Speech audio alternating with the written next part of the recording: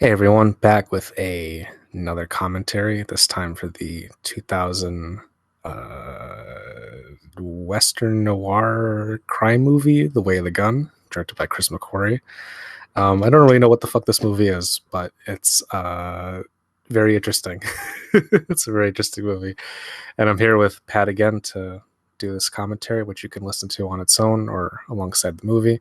We're going to do a countdown, and you can start your own copy at the same time that we say go. You ready, Pat? I was born ready. All right. Three, two, one, go. I'm so happy that you led Oh with, I boy. don't know what the fuck this is, because neither do I. Neo Okay. noir, right? They call So, them neo noirs, like John Dahl used to I make. In guess the so. It's I mean my thing is like this is like riffing off the whole like Tarantino phenomenon basically. So this shit like this fucking opening like okay, can I just say like Chris it's McQuarrie a knows what top the five. this opening is unreal. Like movies, okay, I don't think movies have ever done this, but like when was the last time a movie opened this abrasively? I have never Yeah, seen anything like this where it's just like, all right, like if you can't handle like this amount of like nonsense, like it's McCoy just puts like a pleb filter right at the beginning. He's like, all right, if you I'm just gonna put this here, get the fuck out while you still can, essentially. And I kind of respect it. Like it's on one hand, fuck starter head. Oh my god. yeah, it's Like like a the Sarah Silverman demo reel. yeah, definitely. I mean, like yeah, she's just like completely flexing in this. And I love how it's like My stereotypically favorite part is titled when like she, dive bar. yeah, I love when she's just like, you like to fuck baby heads? She Yeah, it's says just that a like lot. nonsense. Like it feels. I get it. I think this whole bit is like it's like a parody of Tarantino. Like fuck. Like it's just like overdrive, and like the rest of the movie is not like this at all. No, I yesterday I was watching old clips from Siskel and Ebert at the movies, and there was a commercial for Raisinets that came on, and that was the moment that I realized now I'm at the age where like there's going to be old commercials that come on that I remember like being alive and watching that are just completely antiquated now, and I got the same feeling when I looked at the wall of year 2000 fashions of the people waiting to get into the dive bar here, including Oh yeah, or maybe they all look like especially. they all look like NPCs from Vampire the Masquerade Bloodlines. Yeah, and this is around the time the Fast and the Furious came out, right? Like that was Oh this. yeah, This definitely. is Yeah, like the demonic version of that. it's a modded version, dude. I love when he's. I'm gonna steal this in a movie someday. I swear to God, I'm gonna steal this line.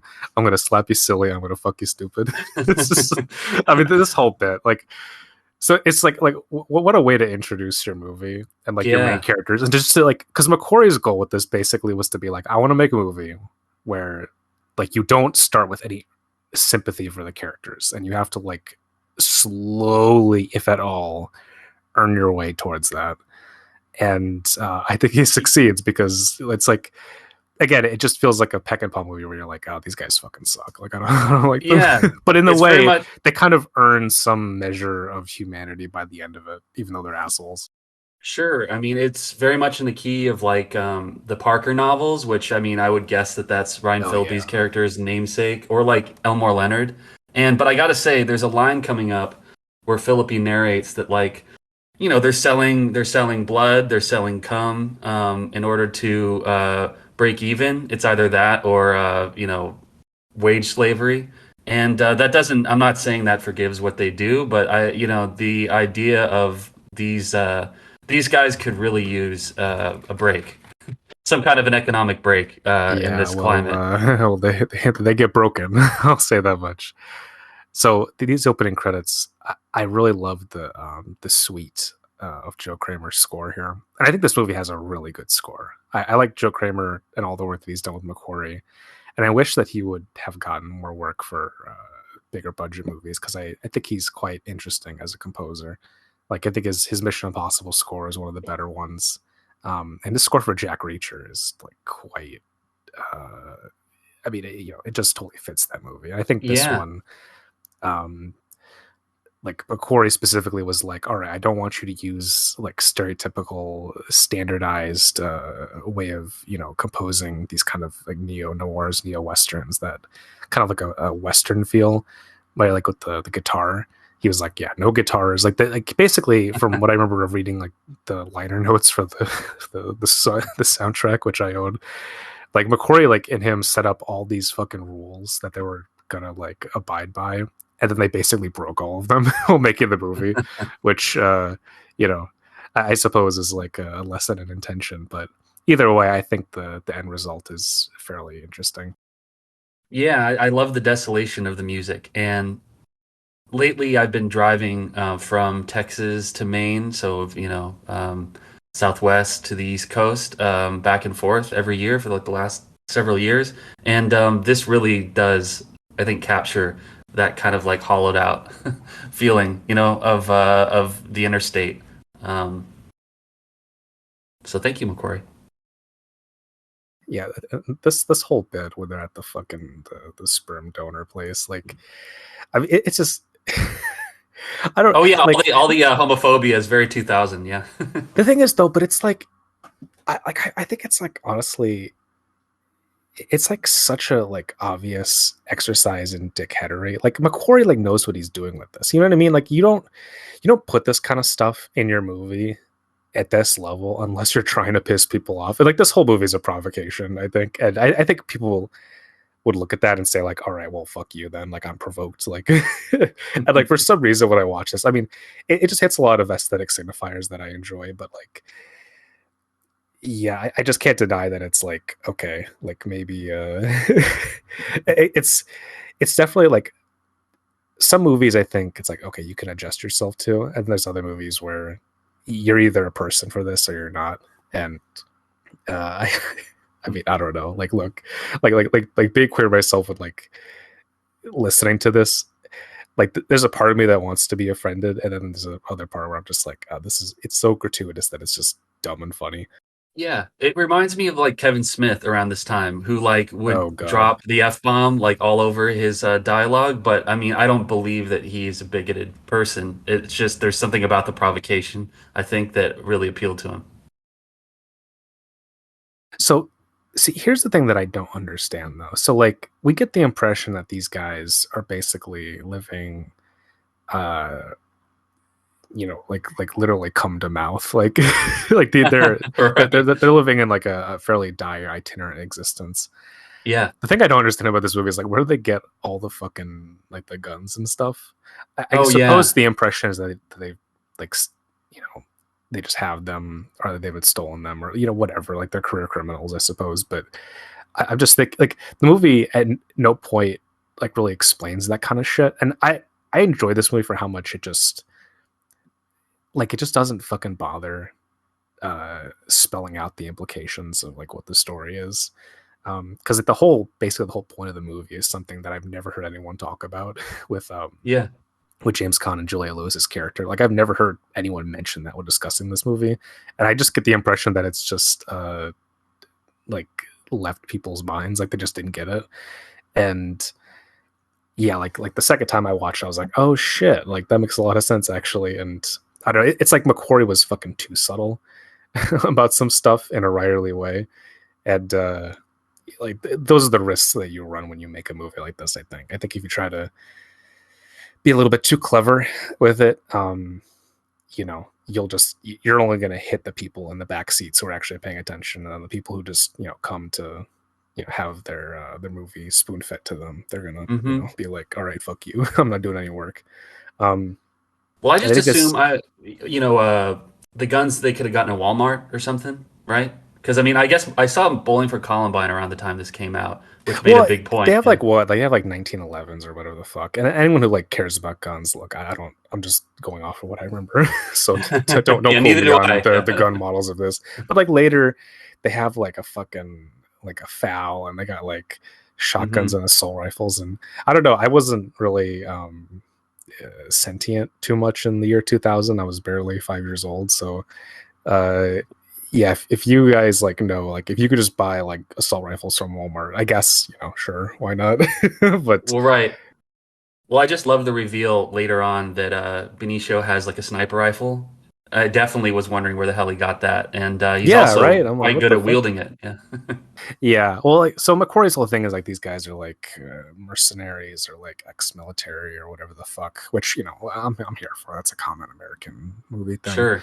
Um, I mean, honestly, like I don't even know why I'm talking about this because I don't give a shit about yeah, was it justified by the backstory? Did you tell me what happened? Like, I don't care about that shit. But I just think it's like funny because it's overall a part of I think what this movie does, which is actively go against everything that movies of this type are supposed to do, and like deliberately so. And I just feel I haven't seen a movie this angry at being what it is. Like McQuarrie in the commentary talks about he didn't want to make a crime movie, but that's the only thing that anyone would fund him making because he Yeah. was like, all right, you wrote Usual Suspects. Now you do this, you do this thing for us. And he's like, I want to do other things. And they're like, well, no. And so him making this is almost it's like a movie made out of resentment and anger and frustration. Um, which yeah, in a way is it's tough, but like I don't know, I enjoy that uniqueness to it.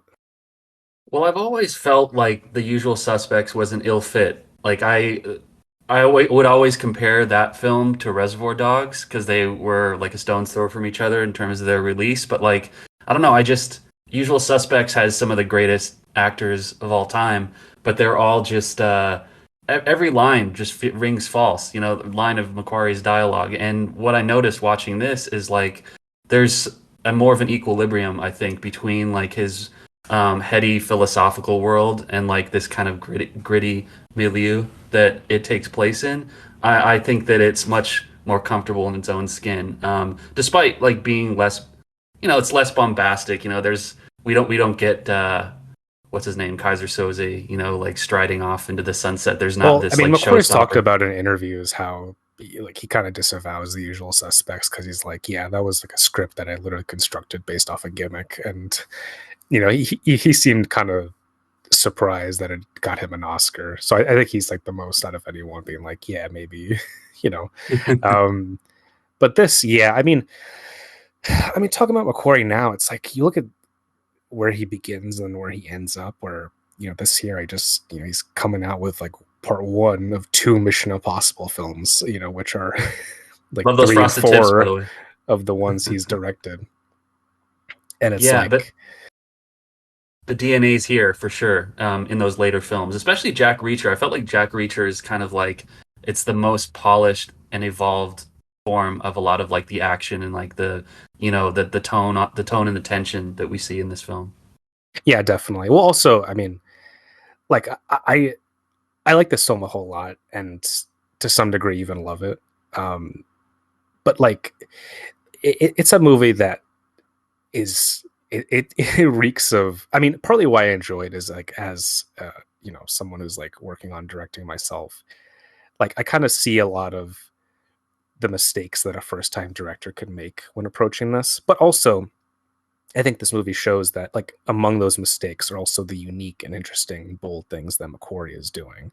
So like this, like so many of these scenes that he stages, like almost all of it, I swear to God, like this whole movie is composed of two shots and wides. And like he doesn't, there's not that many close-ups. And when there are close-ups, they're usually framed within like something else in the background. So it's not really a close-up. Like he's always oscillating between like these shots of groups, and then like you have like these wides which like give you a very detailed understanding of the geography of a space, and he never skimps out on that, and like most American directors don't fucking bother with that shit. And I just Yeah, like his sensibility is like very old school. Like this is yeah. The you long know like stride down the like hallway is fantastic. Yeah, yeah, like he directs like a director from the 1950s. Like it's like he's he feels very like he owns the fact that he's interested in like journeyman structure and in genre and the kind of like sturdy craftsmanship that like again it's just not bothered with. I like this whole bit where like everyone's seeing them holding guns, And they're like, yeah, like we're I guess maybe we should leave. And he's like, get the fuck out.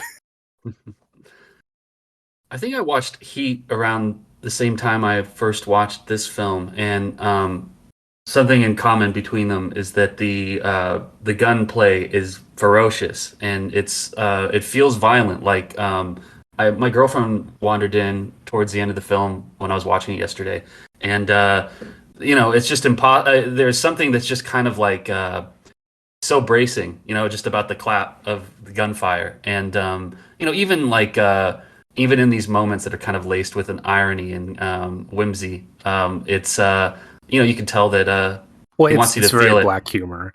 I mean, like this whole bit right here, like this is like literally a Johnny Toe movie where all of it is about like who's pointing a gun at who.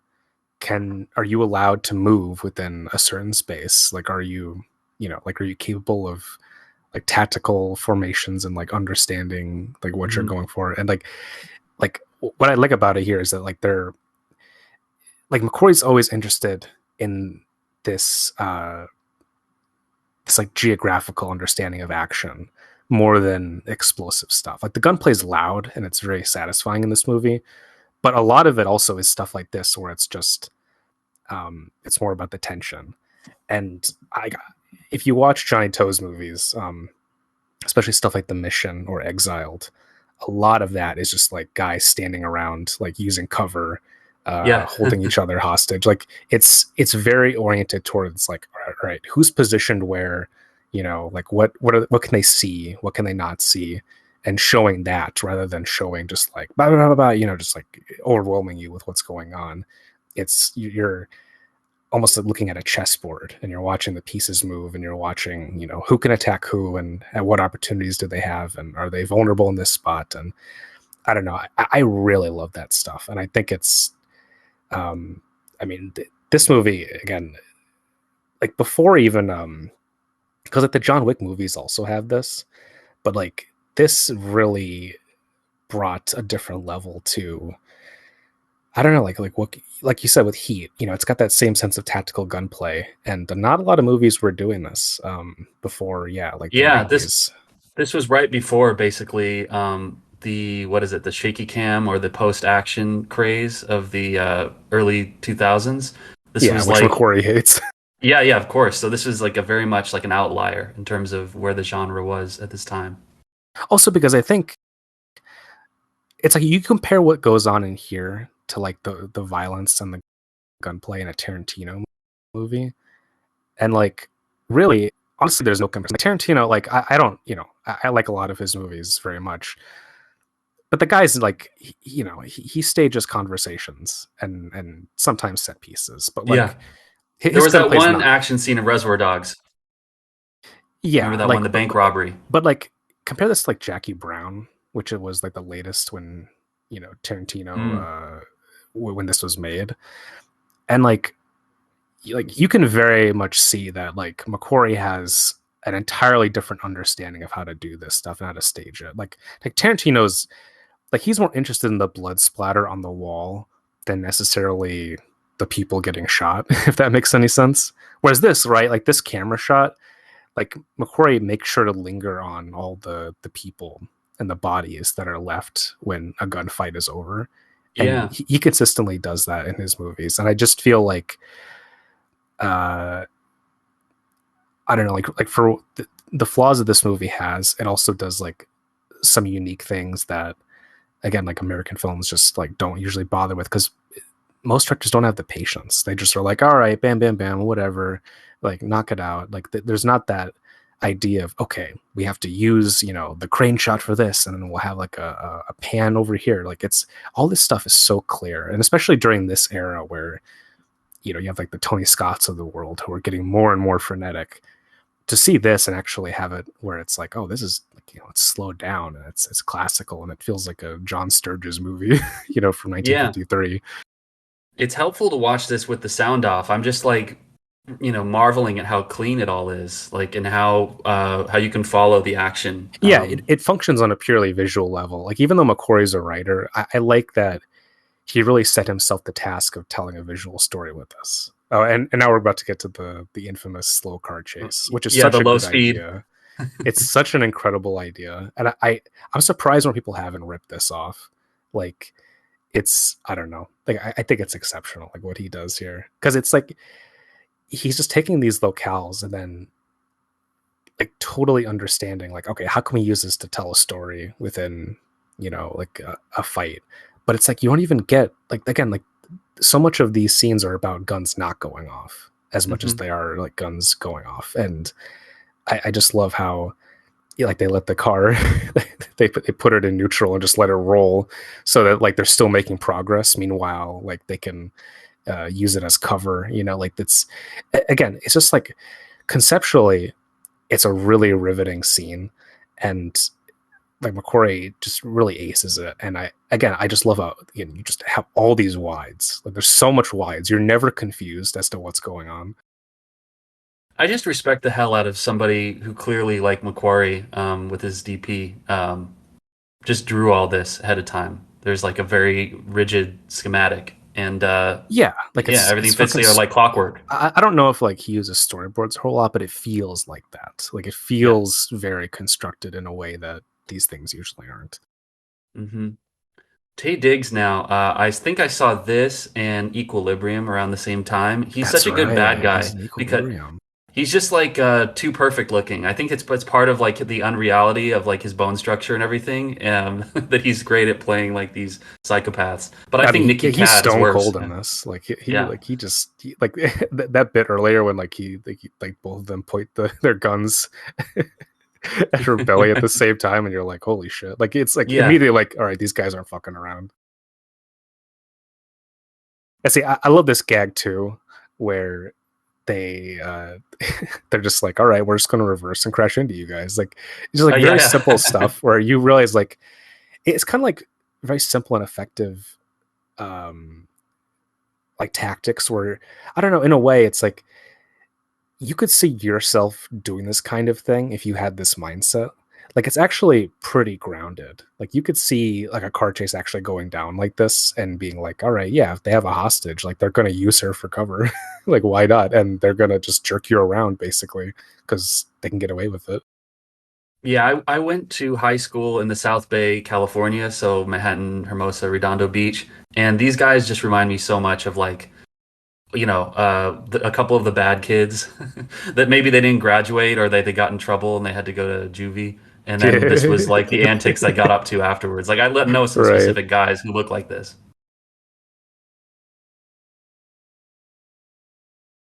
Now, Philippi, I think when the movie begins, I wasn't completely sold on him. He was the cruel Yeah. intentions heartthrob, or at this Well, time. I mean, yeah, I think it's him being in this role is a deliberate swerve away from his looks. And yeah, when I first watched this, I was like, I don't know. Like he's kind of, it's like he's doing like a mumble mouth thing. Like he's trying to be hard. But then I actually like watching it again and again.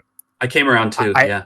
Well, I enjoy the performance, and I also like that he is deliberately playing a guy who's like trying to be harder than he actually is, Oh, and by the he's way, trying this like, is amazing. By the way, when he tries to open the window with his elbow, it oh doesn't yeah, work at first. Yeah. it Sorry to rolls.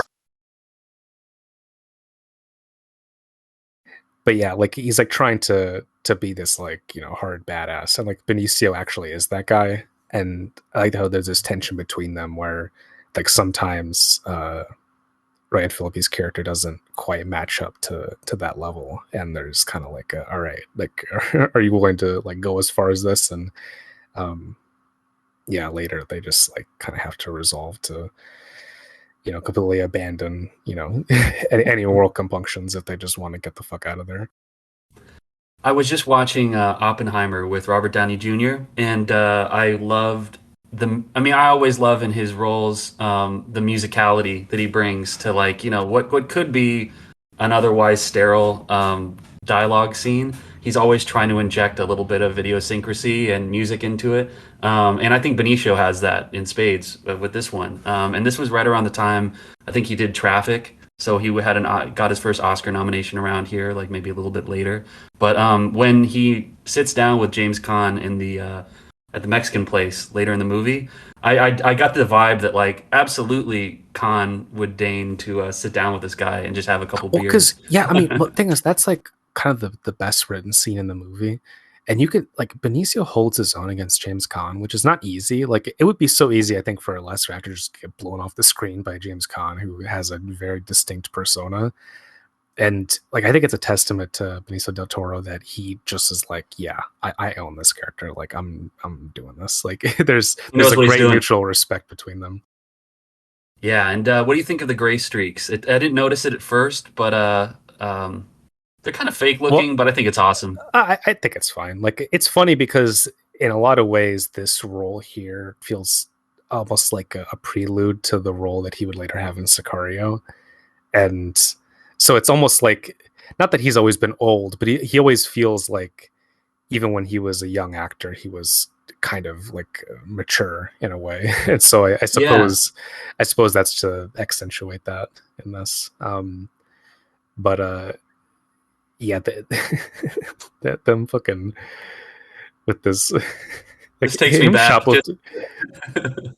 Yeah, sitting in like the dark with the Shivas what movie are they fucking watching? What is this? Do you know what this is? in the gas station. Yeah, yeah, yeah. Oh, I'm not sure what they were watching in the gas station. But she seems cool. Yeah, but you see what I mean? It's like McQuarrie rarely just ever has like a straight on close up. Like he's always more interested in like the staging of two people together in a shot. Mm. It's it's unconventional, I think, for especially like American movies at this time and then after this. You don't have that so much. A lot of it is very you have a close up, and then that's the center of the world. Where Hmm. he's got a bit more of an extended vision in this. Well, I feel like I really understood why one of the reasons you don't particularly care for Aronofsky because he loves those close-ups. Oh He my loves god, just it a big drives me face fill. insane. I can't fucking stand it. I think okay, so I'm not sure what movie that was they're watching there, but Jennifer Grey was the actress. So I was at first I thought Dirty Dancing, but it's probably something else. Oh yeah, I don't know. Yeah, it's probably on like a listicle somewhere or whatever the fuck. Hmm. I like So this performance, by the way. This guy, I don't know who he is, but oh yeah, I don't know. I never seen him anything either. At least I don't remember. poor guy. I love this bit. How can you kidnap somebody with honor? Yeah, you So really many great can't. lines in this. One of my favorite lines is what is it? A plan is just a list of things that don't happen. Oh yeah, like McCory just like packs this full of little juicy bits like that, which are just like prime for like putting in high school yearbook quotes. You listen to the Macquarie commentary, right? Because I hear it's amazing. I've not listened to it, but Yeah, he talks a lot about Khan in it. yeah. I mean, like he still is like this to this day. But oh, I love this bit. Like, look at this. Like again, it's Yeah. just like very simple blocking. You know, it's again, it's all done in a wide. Like it's so elegant. I just love like it, I don't know. It just works on a really fundamental level. Like McQuarrie understands like the meat and potatoes of how how to block actors and how to show things that are not just shot counter shot. Like he's, you know, I don't know. He's interested in mise en scène in a way that I don't think his contemporaries at the time really are when making these kind of movies. Anyway, yeah, the commentary. He's very hard on himself in that commentary. Like basically, he like kind of he doesn't disown this movie, but he essentially like I don't know. He's and even to this day, he strikes me as a guy who like doesn't really think highly of what he does, and like he's I don't know. He's very skeptical of his own prowess, which I suppose is like half of it is humility, and the other half is like I don't know. Like it's I don't really get it because I think he's quite good, and I just don't Well, I think that's like honesty. I mean, I think there were watching this. yeah. I think the reception that it got and that like it was basically a failure. I think that kind of stuff hit him really hard, and the fact that he couldn't really get any substantial work for fucking like almost a decade after this. I think it's really I don't know like something about it. I think fucked with him and kind of um, made him like really frustrated and disillusioned with Hollywood. Which when you consider like the fact that when making this movie he already was that. I don't know. It's I mean, I just feel I feel like he should give himself more credit. Like if I was going to interview him, I would just want to tell him like, listen, man, like Way the Gun's like a pretty fucking good movie. Like don't I don't think people, no one's really come up to him and said like, and actually like analyzed what he does as a director. I feel because I feel like so much of him now as a director is wrapped up within the mythology of Cruise, which is its own thing, right? And like there's a whole bunch of attention that is due to that, but I don't know. I mean, seemingly McQuarrie and Cruz are just going to work together forever. So I don't which is a quite know great what to deal. make of Great that. deal, in my opinion, Yeah, Rob. yeah. I mean, no, I'm looking forward to it, especially the rated R movie that they're going to be doing. Which I have Um, to imagine might be a bit like this, or that's my hope anyway. yeah, I think it's going to be like their version of Dirty Harry, essentially, which is going to fucking rule, and I will watch eagerly. um, but yeah, it's because like his commentary is like very insightful because he really just lays it bare. Like there's little ego in it. Like he like when a shot happens and like he talks about everything that he said, like he's like, oh, I did this wrong, I did that wrong, blah blah blah, I wouldn't do this again. Like he's very ruthless about his process, and I don't think like most directors would like to air their baggage in that way. um but he does in that commentary, which is, in a way it makes it a valuable artifact because it is it gives you the license to kind of like look at your own work with the same like degree of callousness that he does with his, uh which, I think when balanced with a sense of positivity can be a valuable thing. But yeah, he's certainly like, I think in interviews, I think whenever someone critiques this movie, I think he's like, yeah, well, it was my first thing, I didn't, I kind of fucked up. But then like I think when someone praises it in some interviews, he'll be like, oh well, thank you, I'm glad you got it, like, it's for a specific audience, I'm glad you're a part of that. Like he's, I think he's It's like probably not as it's not as bad as when people compliment Fincher for Alien 3. He just like throws well, up. I mean the sad thing is I don't, I mean I'm not a huge Fincher person, so like, you know they take this with a grain of salt. Like I think Alien 3 is quite interesting, and I don't, Yeah. to me it's not like, I understand it was taken away from him, but I don't, I think he should be proud of that movie and like the visual style. I think it's, you know, I mean, again, out of the Alien sequels, it's definitely not as bad as Resurrection or AVP 2 or any of that garbage. I would say it's better than Prometheus. Yeah, well, I mean, it's just so boldly godless and bleak, and it's just Yeah, this well, like it shriek. fucking it looks like a Nine Inch Nails music video. Yeah, it's just so dark, and I got to give it props for that. But yeah, no, in terms of the humility, I think that filmmaking is a collaborative medium, and we're standing on the shoulders of giants. And I think owning the positive qualities, but also recognizing that you're just part of a continuum. And I don't know, I guess I do have a laugh sometimes at like Michael Mann, and his self-importance. Um, but like the more kind of, I guess, grounded attitude toward one's own work, I think is it's refreshing. It's humanizing. Yeah, it is. I just wish that. I mean, again, like I would, this will never happen. But like in the way that I appreciate this movie and just his career in general, like I just don't think anyone has really given him his due. And Yeah. I like, again, if this was like the 1960s and people were writing it in, fucking Kaiju cinema or whatever, I think he would be like, they'd be like, oh yeah, like McQuarrie, like one of the classical great two-fisted action directors. But because we live in a really dire time, I think he just kind of gets considered like, okay, well that's, oh, Tom Cruise really directs those movies, and McQuarrie just sits there and blah blah blah. And it's like, no, no, no. Like, if you want to see what happens when Tom Cruise directs a movie, fucking go watch The Mummy, which he basically ghost directed, and that shit is not good. Oh yeah, There's if he wanted to direct, he would fucking direct. Like, I'm clearly he doesn't want to, be no, about that. no, no, So no, no, no, no, no. I think he enjoys collaboration, but yeah, like yeah, for and like this scene right here, I just love how it's incredible. like McQuarrie just, again, he doesn't fucking move the camera around to a million different ways. Like he just holds on a single shot, and I love that. Again, this is, in a lot of ways this is a patient movie, um, and this whole middle section has a bunch of scenes like this where you're like, okay, like we're actually, it's again, it's very unfussy, very I mean, frankly, like almost unfussy to the point where it's a little bit mannered.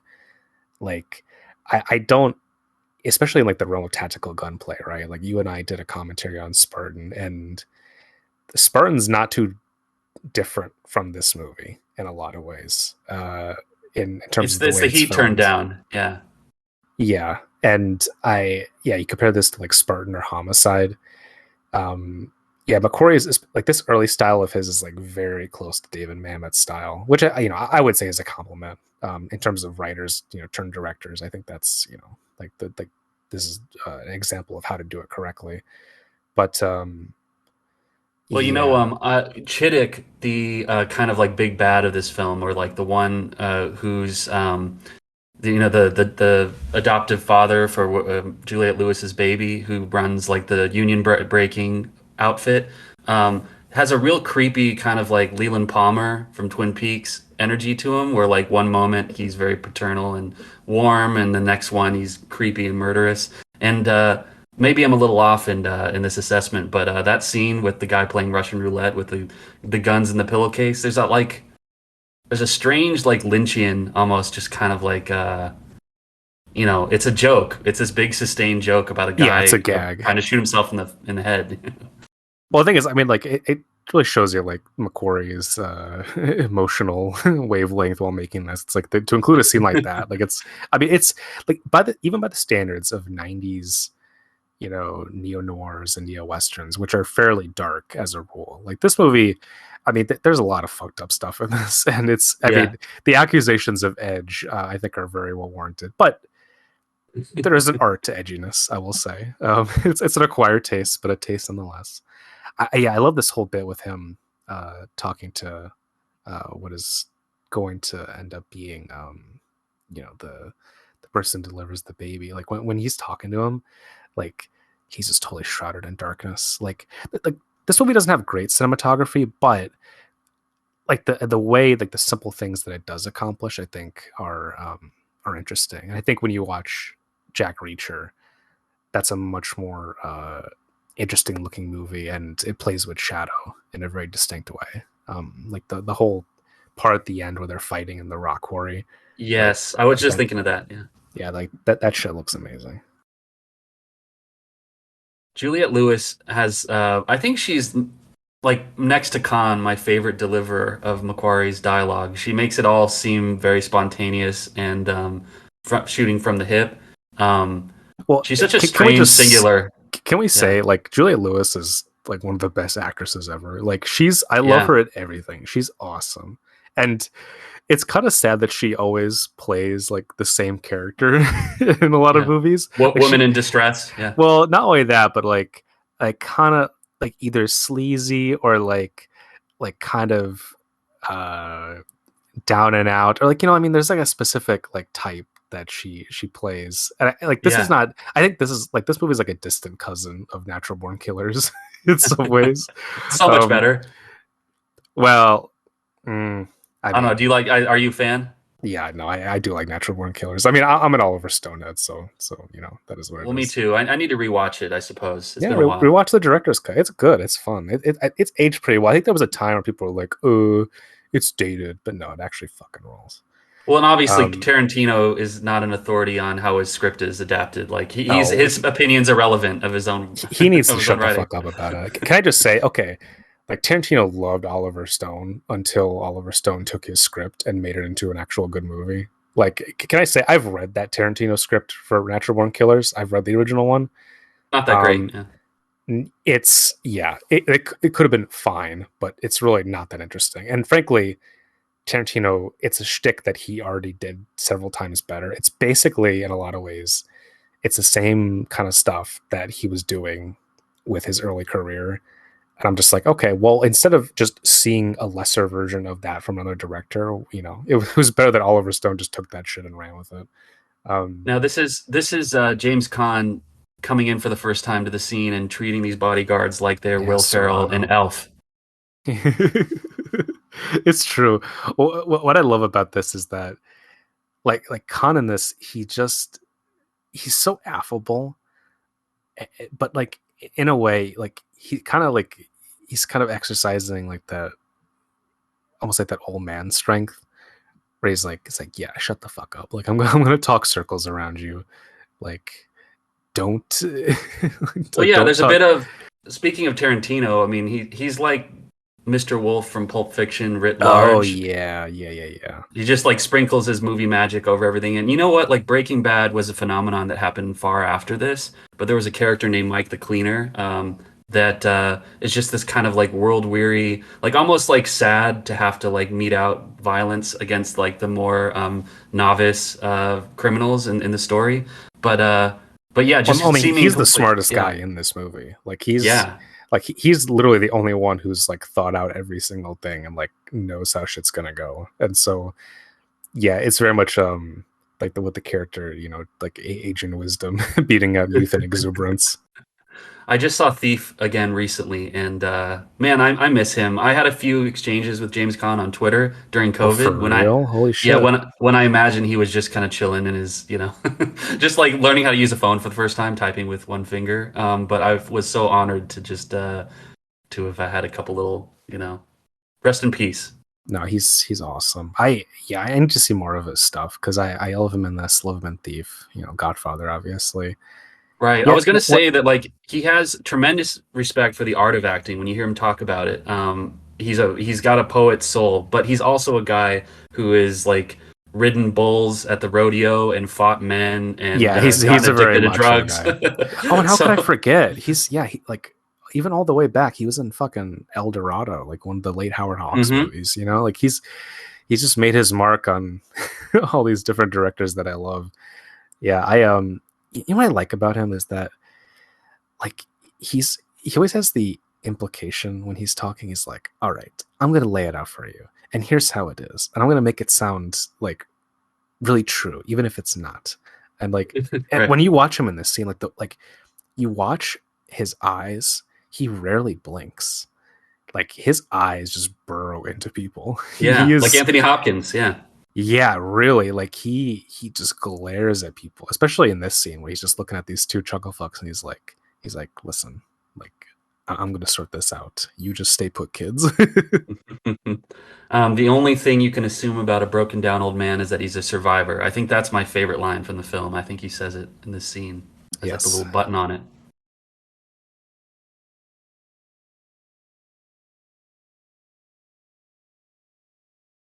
Now that I think about it, fuck, why wasn't James Caan in a Tarantino movie? Why did that never fucking happen?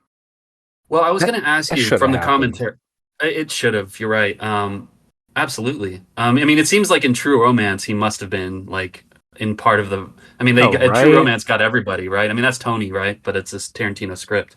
But was James Caan? Did James Caan and Macquarie butt heads over the making of this film? Not that I know of really in the commentary. I don't remember anything like that. I mean, I I think it heard. was fairly amiable from I mean, did you hear something?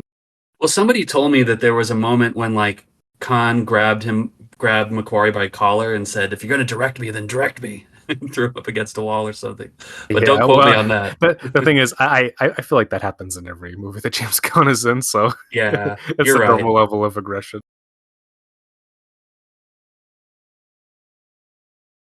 And so this is a hotel, right? It looks like a jail, like the sheriff's uh the Uh, sheriff's room at a western, doesn't it? yeah, yeah. Well, I mean, again, it reminds me a lot of like Bring Me the Head of Alfredo Garcia. That kind of, you would go to you know, a rundown motel in the middle of nowhere.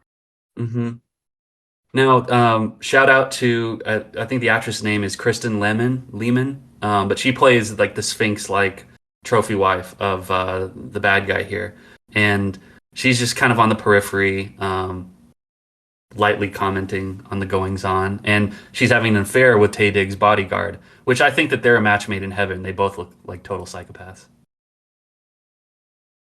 Yeah, she's got a very like 80s look to her. Like the Tori kind of Spelling. yeah, the fucking I don't know, like almost like the sharp beauty of that.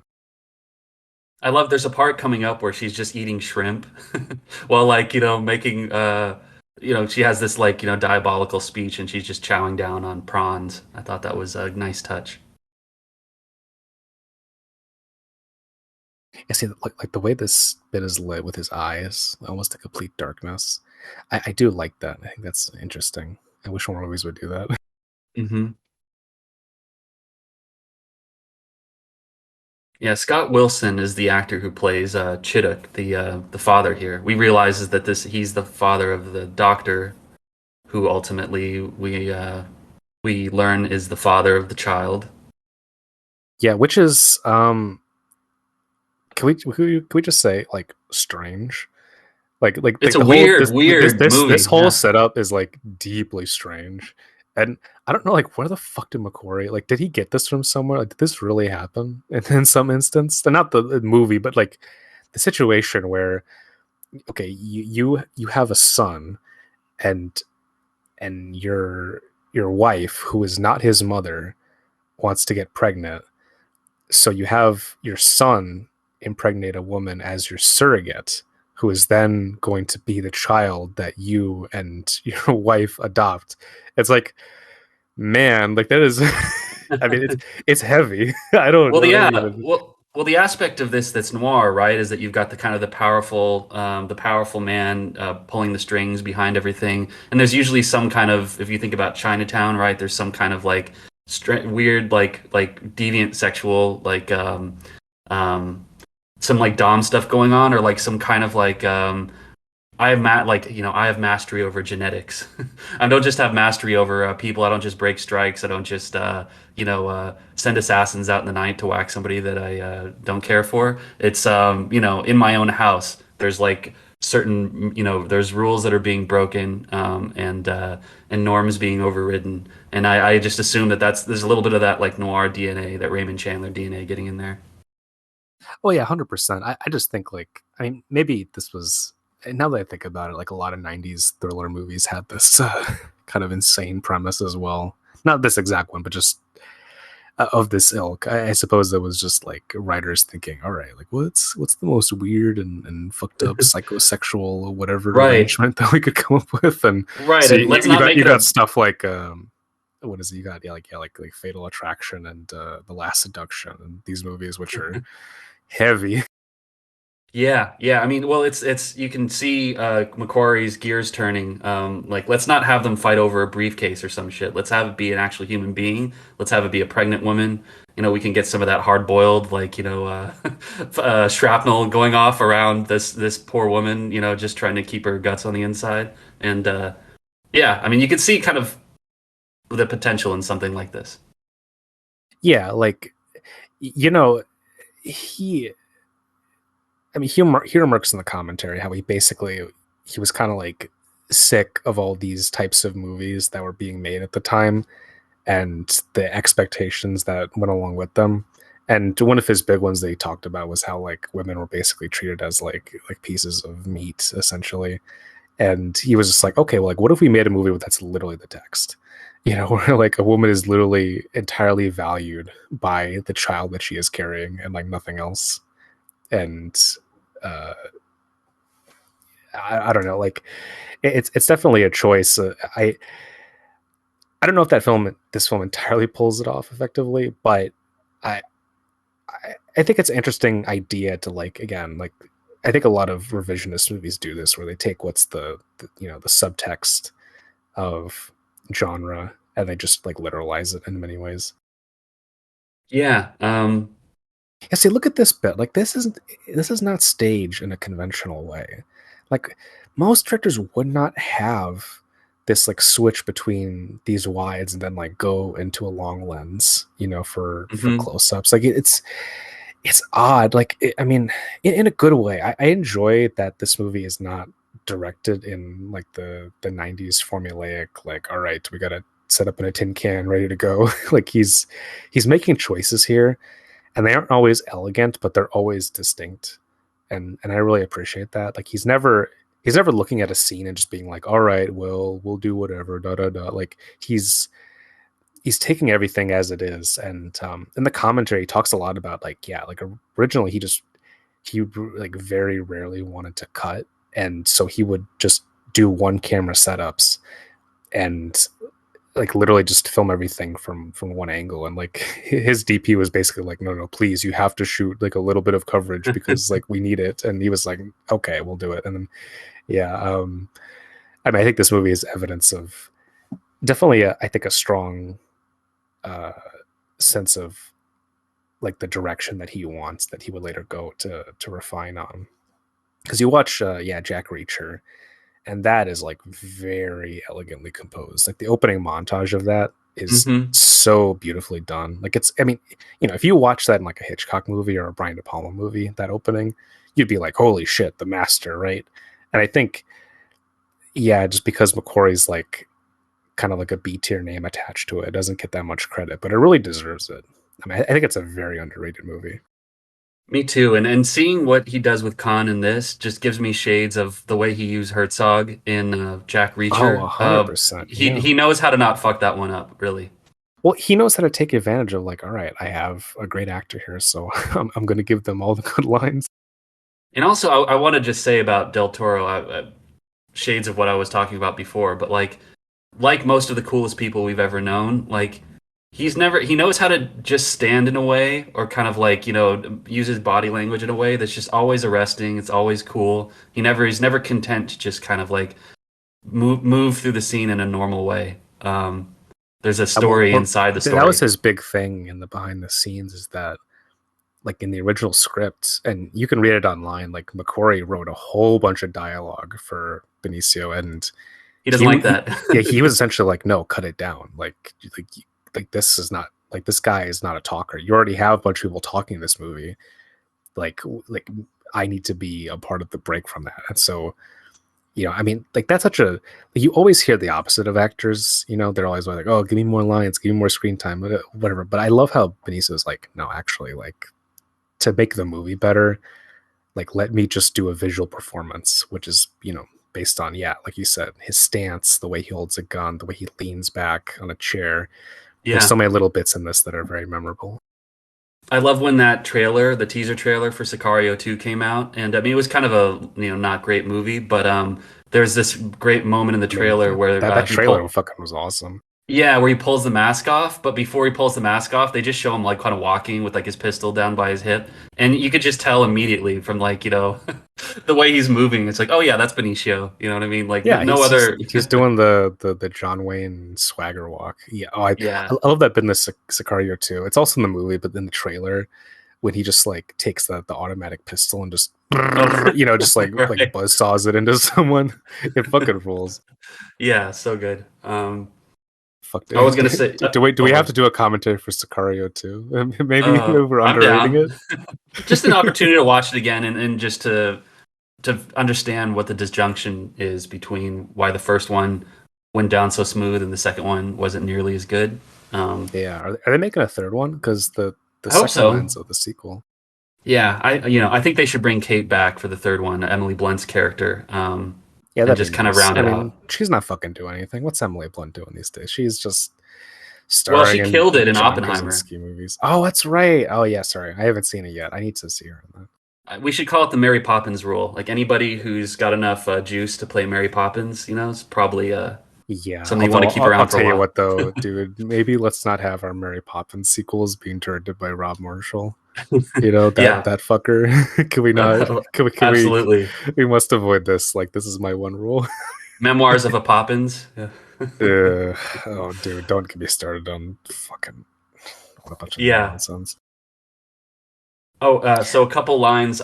There was that line. My second favorite line in this film, a couple scenes ago, where Ryan Phillippe asked Juliette Lewis, "Are you hungry?" And she's like, "Yes, I'm pregnant." Such a good line.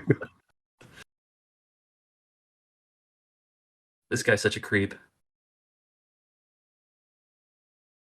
I wonder if like Jeff Bezos talks about himself in the third person like that, or like kind of goes on, Oh, does these villain monologues. Like wonder if people like if guys like that oh, are like this. you know they do, right? You know all these guys do. I mean, it makes sense, but never met Like, one. So I mean, they all have like, they basically. the only way they can keep their sanity is to almost view themselves as like the main character of a novel or a movie.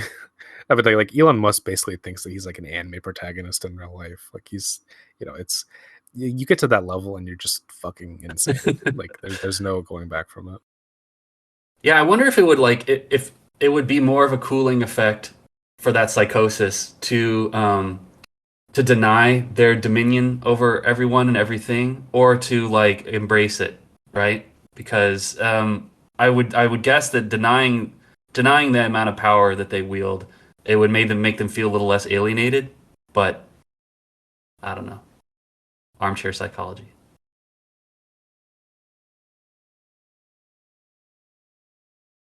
I love this how like they start like, all right, let's negotiate, and then they and then they just start fucking talking shop about like, it's like, telling stories.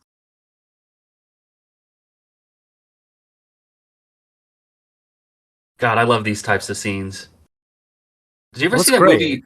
Yeah, did you ever see that movie Goon, about the hockey fighting that came out a few years Can't ago? say that I have. Um, I don't know.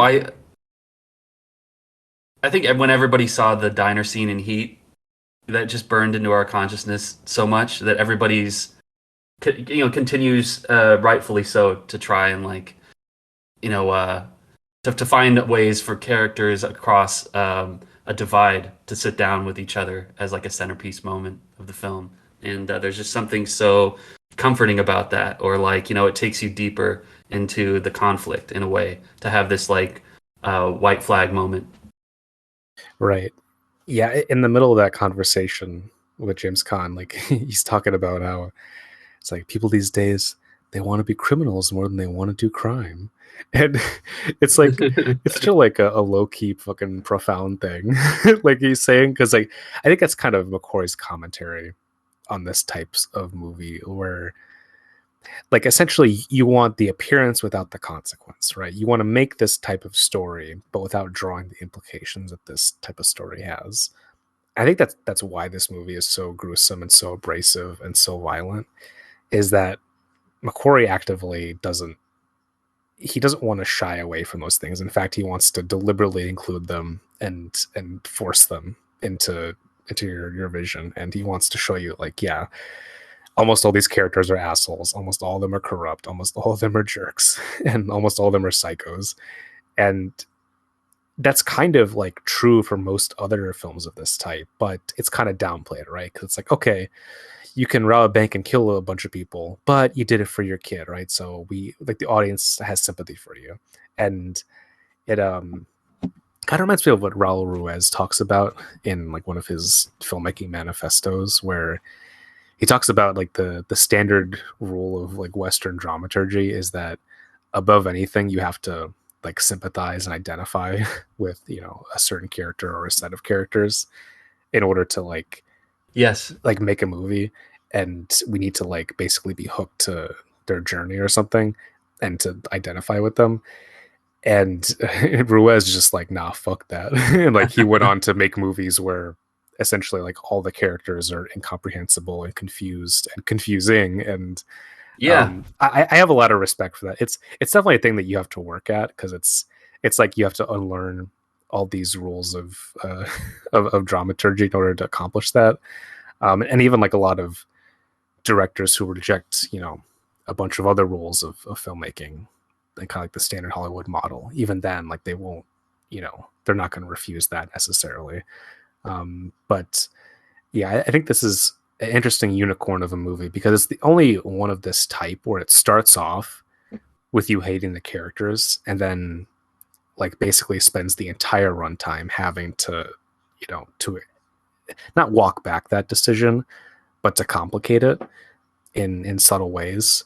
And I mean that's tough, right? That's a tall order, but I think it should be tried more. I think you can make a movie like this and have it be thematically and culturally successful. And um, yeah, Well, I you don't called know. it a pleb filter in the beginning, which I think is brilliant. And tell me what you think about this. But like, despite everything you just said about kind of, and the true thing about you introduce the characters in this just moment of viciousness that we laugh at the brazenness of it, but it's not like we're any of us are on board with these guys.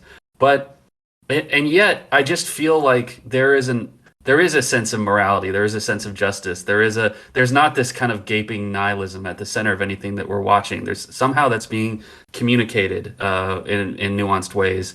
The movie that I my peers seem to love, but I can't completely get on board with is Man on Fire.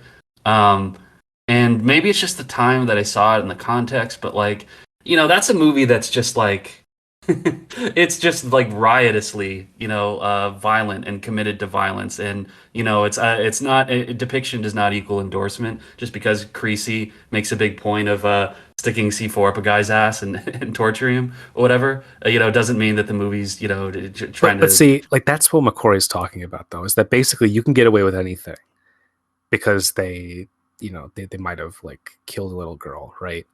And like I think you would ask, especially like a lot of American audiences, like you would tell them that, and they'd be like, "Oh yeah, like go ahead," like you know what I mean? Like it's a kind of this idea of the ends justify the means with anything in regards to Mhm. that.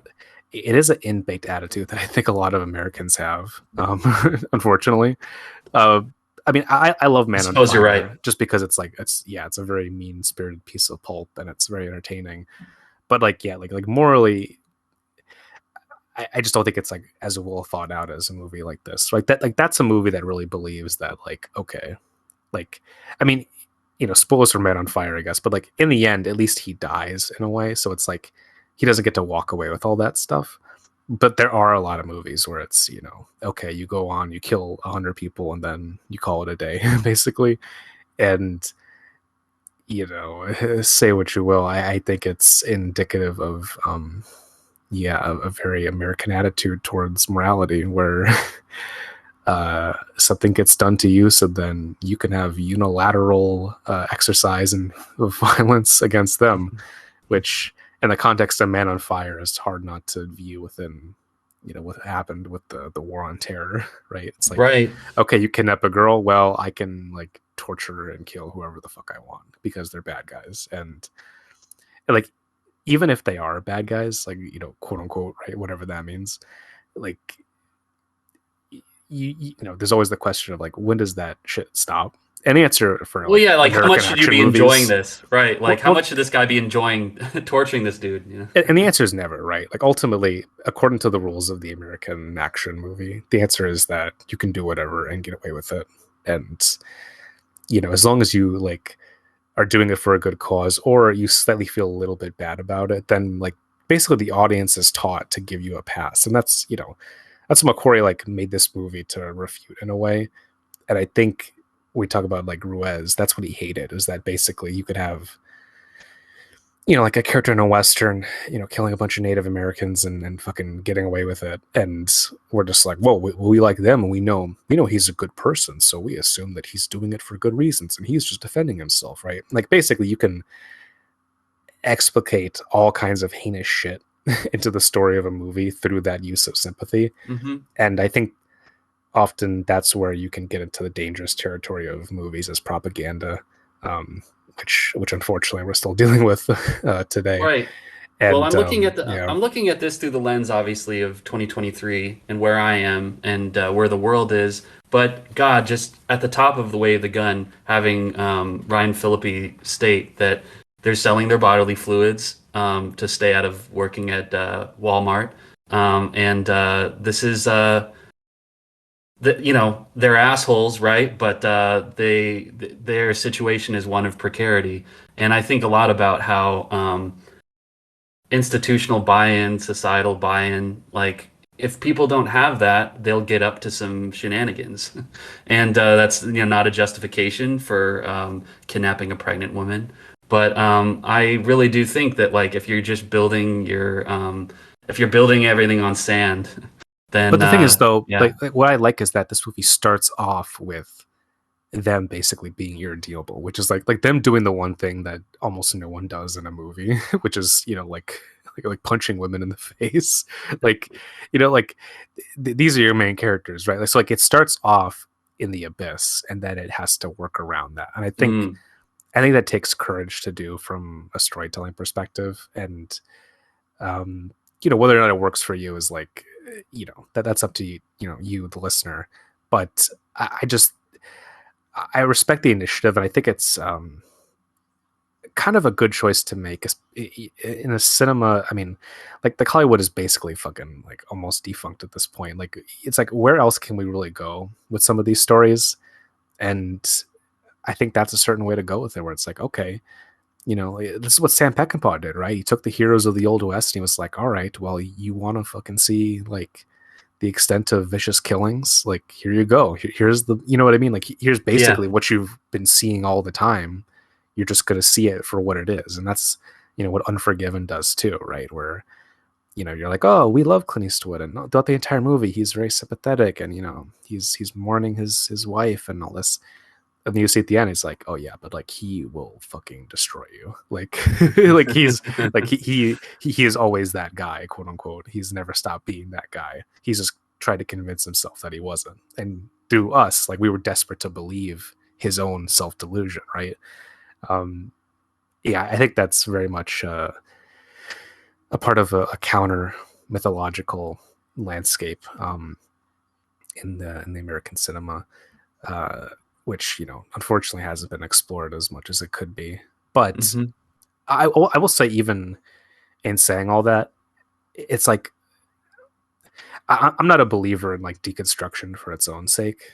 I think like it should have a kind of end. Like I think McQuarrie is like, in addition to making an anti-Tarantino movie, in a lot of ways, he's making the type of movie that you're expecting, right? Like he does deliver on like the stuff that you would think you would see in a movie like this. And I think to weave that thread is it's fucking hard, but so is everything else in filmmaking. So Well, if Tarantino doesn't respect this film, he ought to, I think, if for no other oh, reason than I to doubt dive that he's into the even glass, somehow I doubt he's seen it. I think he deliberately avoids watching any of the people who are like riffing on him or trying to rip him off. which is understandable. Honestly, I would like okay if someone ripped me off, I would want to watch that shit. I would have fun with that. Well, I'd be so honored. I mean, I just that somebody spent that much time thinking about my work. You know, it's a Yeah, right. what is it? Like if so, Imitation is the best like form of flattery. right, like that's what I would think. So yeah, maybe I'm wrong. Maybe he has seen this. I don't know. You know, Nicky Katt is one of those actors that's just kind of been on the periphery of some really big films for a while, and I just something inspiring just about seeing him pop up with more of a heat signature. I think he's the more psychotic of the two bodyguards, but that's just me. Yeah, I like how when you watch this movie a second time, you can see like before it's even revealed later, you can see the thoughts moving in Sarno's head, right? You can be like he's trying to like maneuver himself into a position where he can get away with this money for his daughter and their Mm. child, and like he's having to play like four-dimensional chess with all these elements around him. Yeah, there's a bit of Cohen in this as well, I Oh think. yeah, oh my god, you're right, it really is that. And this is the part of the movie that I mean, I think that after the energetic opening, opening several scenes, the, the bulk of this, the middle, is just these conspiratorial factions just kind of splintered off and making their plans. And you get some character, and but a lot of it's about like I think McQuarrie does a pretty good job of like showing the cross motives of everybody that on one level need to appear to be cohering, but in actuality, they're like you said, they're running chess matches against each other. Well, okay, I I think what you just said is very generous, and I agree with you to some extent. I also want to say, like, okay, I do have a critique of this movie. This movie has way too many fucking characters, and I get that McQuarrie was like, think this is his first movie. You got to be precious about that stuff. You don't want to kill too many of your darlings. Maybe it's like the minimalist in me. I'll tell you what. Like, if I had received this fucking screenplay and we had like this character doing that, and then we got these conspiracies, and who's this relation to who, and who's really related to what, like I would be like, all right, we gotta fucking simplify this shit. Like literally, like it is a necessity because this movie's 2 hours long. Yeah, I you know what? I I I would have I much rather watched your version, to be honest. I would love to make a movie like this. Like fucking honestly, I would remake this shit if I had the opportunity because I think you could tell this story, just slim it the fuck down. Like really, because it's I'm not opposed to like the twisty stuff. Like that's what these movies are. But I think it's like within the 2 hour version of The Way of the Gun, there's like a lean like 80-90 minute version of it that basically doesn't compromise on anything. And I think a big part of why this movie doesn't get as much love as it should is this whole middle, like you said, is literally like, yeah, like very Cohen Mammoty mind games and politicking between the characters and like understanding which way and what. And you got to ask yourself, ultimately, does any of that shit come out to much in the end? Outside of the stuff with James Caan, no, not really. Like Well, none yeah, I of don't that, want none to of that oversell shit. it. Like the whole subplot with the two bodyguards like trying to do their own thing. Like I would just cut that shit out. Like I truly would. Like I would 100% just be like, no, no, no. Like these guys, they don't have to be that complicated. And like, I respect to McQuarrie. I love him a lot, and I wonder. I mean, he probably to some extent, I think he would agree with me on some of this because I just feel it's like him trying to weave this huge tapestry.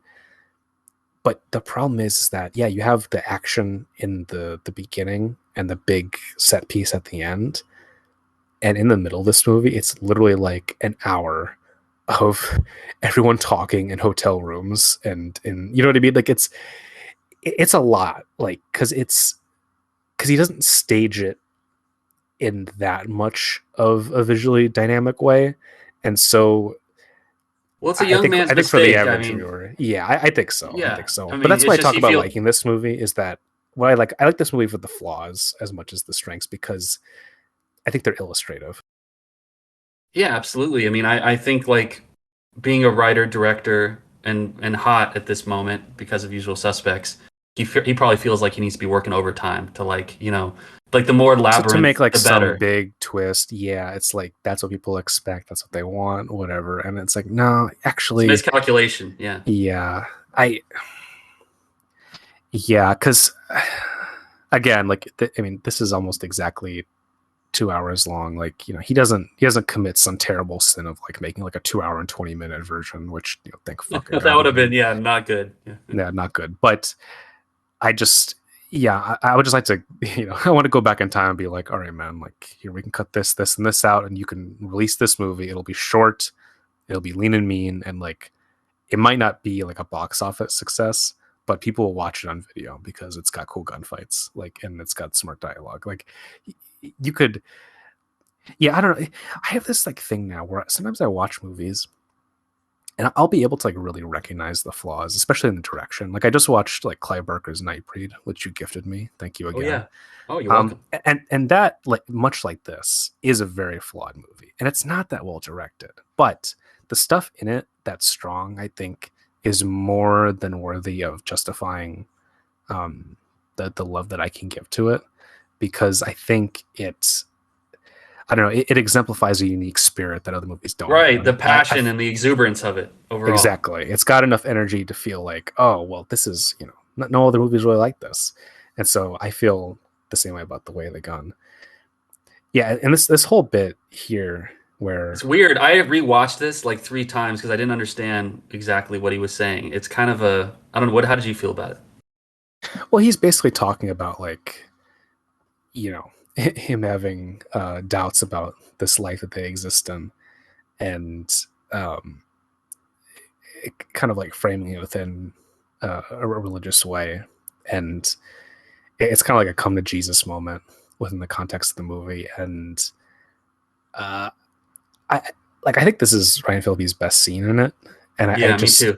I think he handles it quite well because he's like actually not doing that much. He's like playing it very understated, and we just see like Benicio del Toro kind of like you can just see the gears turning in his head. He's like, "All right, you're telling me all this stuff. You're telling me all these regrets and da da da," and like but are you in or are you out? It's like, it's like we can have this discussion. I think this is a part of like the larger thesis of the movie, is that you have all this banter and talking and, bing bang boom, who's doing what to who, like all that fucking shoe leather.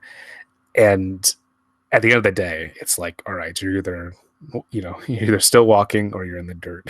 And that's where these guys end, where you get the sense that, like, it's just like the power of their will is not able to overcome the scheming that James Caan is able to do, right? No matter how good of a, gunfighters these guys are. And they're pretty good. Let's be fair. Oh yeah. They got some Kevlar vests somehow as well, which come in handy. Yeah, I don't quite get that.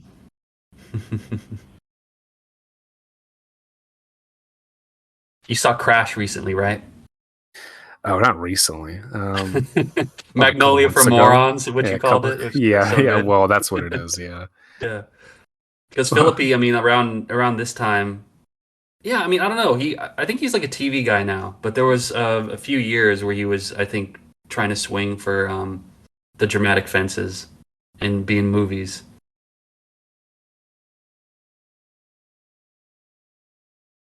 Yeah, Crash is not good. If you're listening to this, like, and you like Crash, I'm sorry, but it's No, not good. And like, honestly, if you like the movie, you should like, uh, you know, maybe like go to therapy. Like, maybe you actually don't like movies. I don't know what to tell you. let's do a meet and greet with the one person listening who likes Crash. I I bet would rather he not. doesn't exist, I but think that person is like a sociopath from this movie. He's like, actually, I thought it was pretty good. Like, we'll meet them, and then we'll end up 6 feet under. yeah. Remember Ebert said that was the best film of the year when it came out? I was very Yeah. confused Well, by that. okay. Well, you know what? Roger Ebert also hated Hellraiser 1 and 2, so he can fuck off. He can fuck off. His Hellraiser 2 review is hilarious though, where he just talks about she just keeps yelling Christy over and over, and he was just making fun of it for it's like the repeating the name rule. Like you can't like wail something in a movie too many times or it just starts to be ridiculous. I don't know. Whenever he was like a hater, it was pretty funny.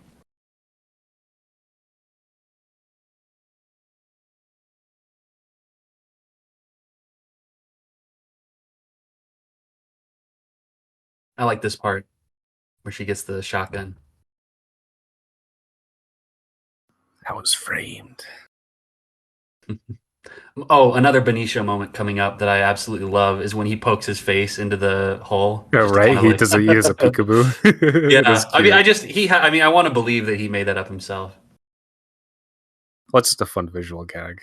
Yeah, so good.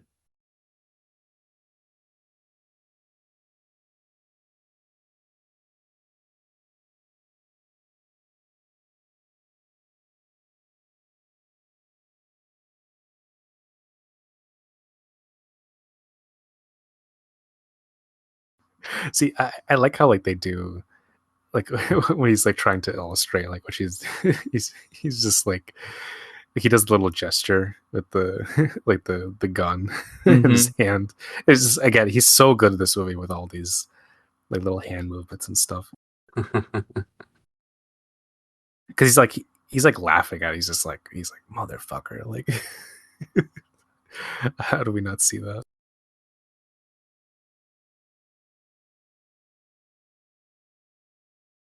Okay, okay, like this whole like fancy crane shot that McHugh does here.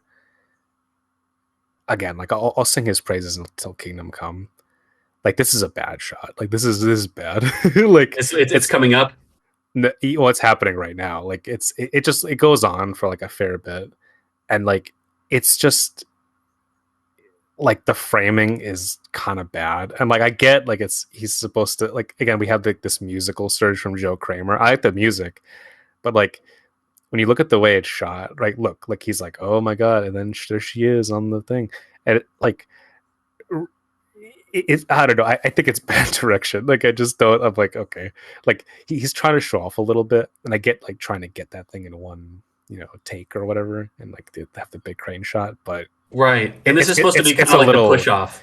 it's a little bit oof, and I think it would work better if we weren't just like bouncing off of a huge middle section of like basically only dialogue. Because Hmm. like that coming out as being like it's like a very much like a all right, and here's the beginning of the third act, folks. Like it's very self-consciously like it's a little bit maudlin for this kind of movie. But I don't know. I think it was him feeling himself. I appreciate the effort though. Yeah, I mean, I think he needed to signal stylistically that we're entering a different movement of the Well, because there's really nothing symphony. else like this, like that shot in the movie, and it feels like a fucking Vincent Minnelli shot or something. Mm.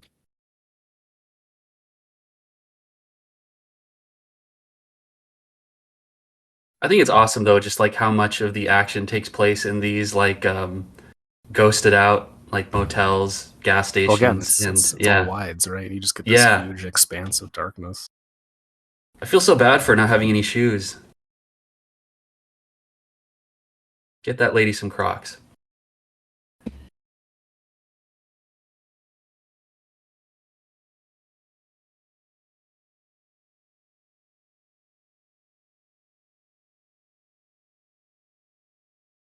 One thing my girlfriend notices a lot with people on screen are eyebrows, which I know nothing about eyebrows, but she was not a fan of Juliette Lewis's eyebrows. Oh, I think they're fine, you know. what did you say was wrong with them? I don't know. I mean, because from what I'm understanding, learning about makeup and hair and stuff, is that there's so much you can do with eyebrows, but Yeah, somehow I get the impression that Julia Lewis's character is not. doesn't have time for the zhuzh. Yeah, especially after being kidnapped and just laid up in a hotel on the border of Mexico. I gotta say, this splash of action right now, I really it's like a cool drink of water in the desert. Well, it's Not so not saying yeah, fucking like the way his that sniper rifle is so loud. It's so yeah. loud. Like I was watching this on my TV a couple nights ago. I was like, holy shit! Like it's again. I mean, fucking bless McQuarrie for just doing the heat thing and being like, all right, well, yeah, we're gonna crank the volume up on this. You're gonna test out your TV, right? And you put on like a Mhm. scene from the way of the gun. Yeah, when I was first started buying DVDs, when I was a teenager, I used to just stay up late at night and just watch these action sequences on repeat or watch different films, and this was one of them. And anyway, my dad had a guest that stayed over and crashed on the couch from time to time in a different room. But no matter how low I turned the volume down on the action movies, he would get up and yell at me for having these things on for too long. And it wasn't until later in my life that I learned that he was a war journalist and he'd spend a lot of time like in Bosnia and stuff. And Oof. like just the sound of gunshots was just deeply traumatizing to him. So I Yeah, felt that'll so do it. bad. Yeah, I should send him a That's rough. something next time. Yeah. Jesus Christ. Yeah, see, this whole scene kind of has like a little bit of a Cohen's feel to it. It's a little bit farcical. Yeah, I still haven't seen like the early ones. Like I haven't seen Blood Simple or Raising Arizona, which I imagine. Oh my god. Have you seen Miller's Crossing? Yes, I man, Miller's love. Crossing fucking rules. Yeah, I mean, yeah, We should do a commentary on that. I would love to do that. Yeah. I always think about the very ending of Miller's Crossing, that close up of Gabriel Byrne. Um, It's so I love good. He gets yeah, the I love shit it. kicked out of him. Yeah, yeah, including most notably by his best friend. We've all been there, or at least I have. Best sniper of all time. This is like a prequel to Jack Reacher. That's the Robert Duvall character. Right? Yeah. I mean, I think there's echoes of it. You definitely see it. Also, I mean, you have the bit in Rogue Nation where they Oh have yeah, the what is like the improvised, it's not improvised, but like the weird weapon made out of the clarinet or whatever. oh yeah.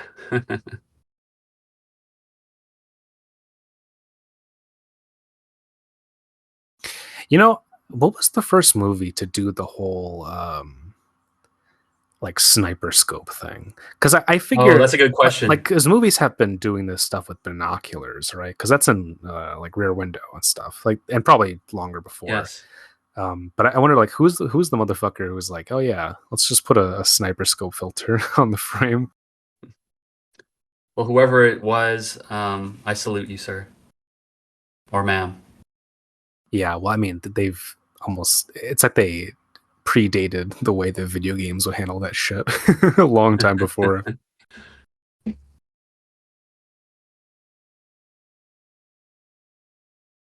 I like the staging of this where suddenly like the hotel becomes almost uh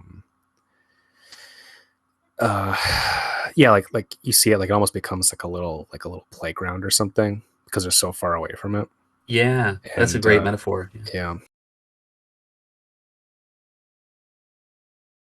This makes me wonder. I'm sure I'm just I've forgotten about it. I've probably seen it but forgotten about it. But like, there's a lot of sci-fis that try to incorporate Western elements.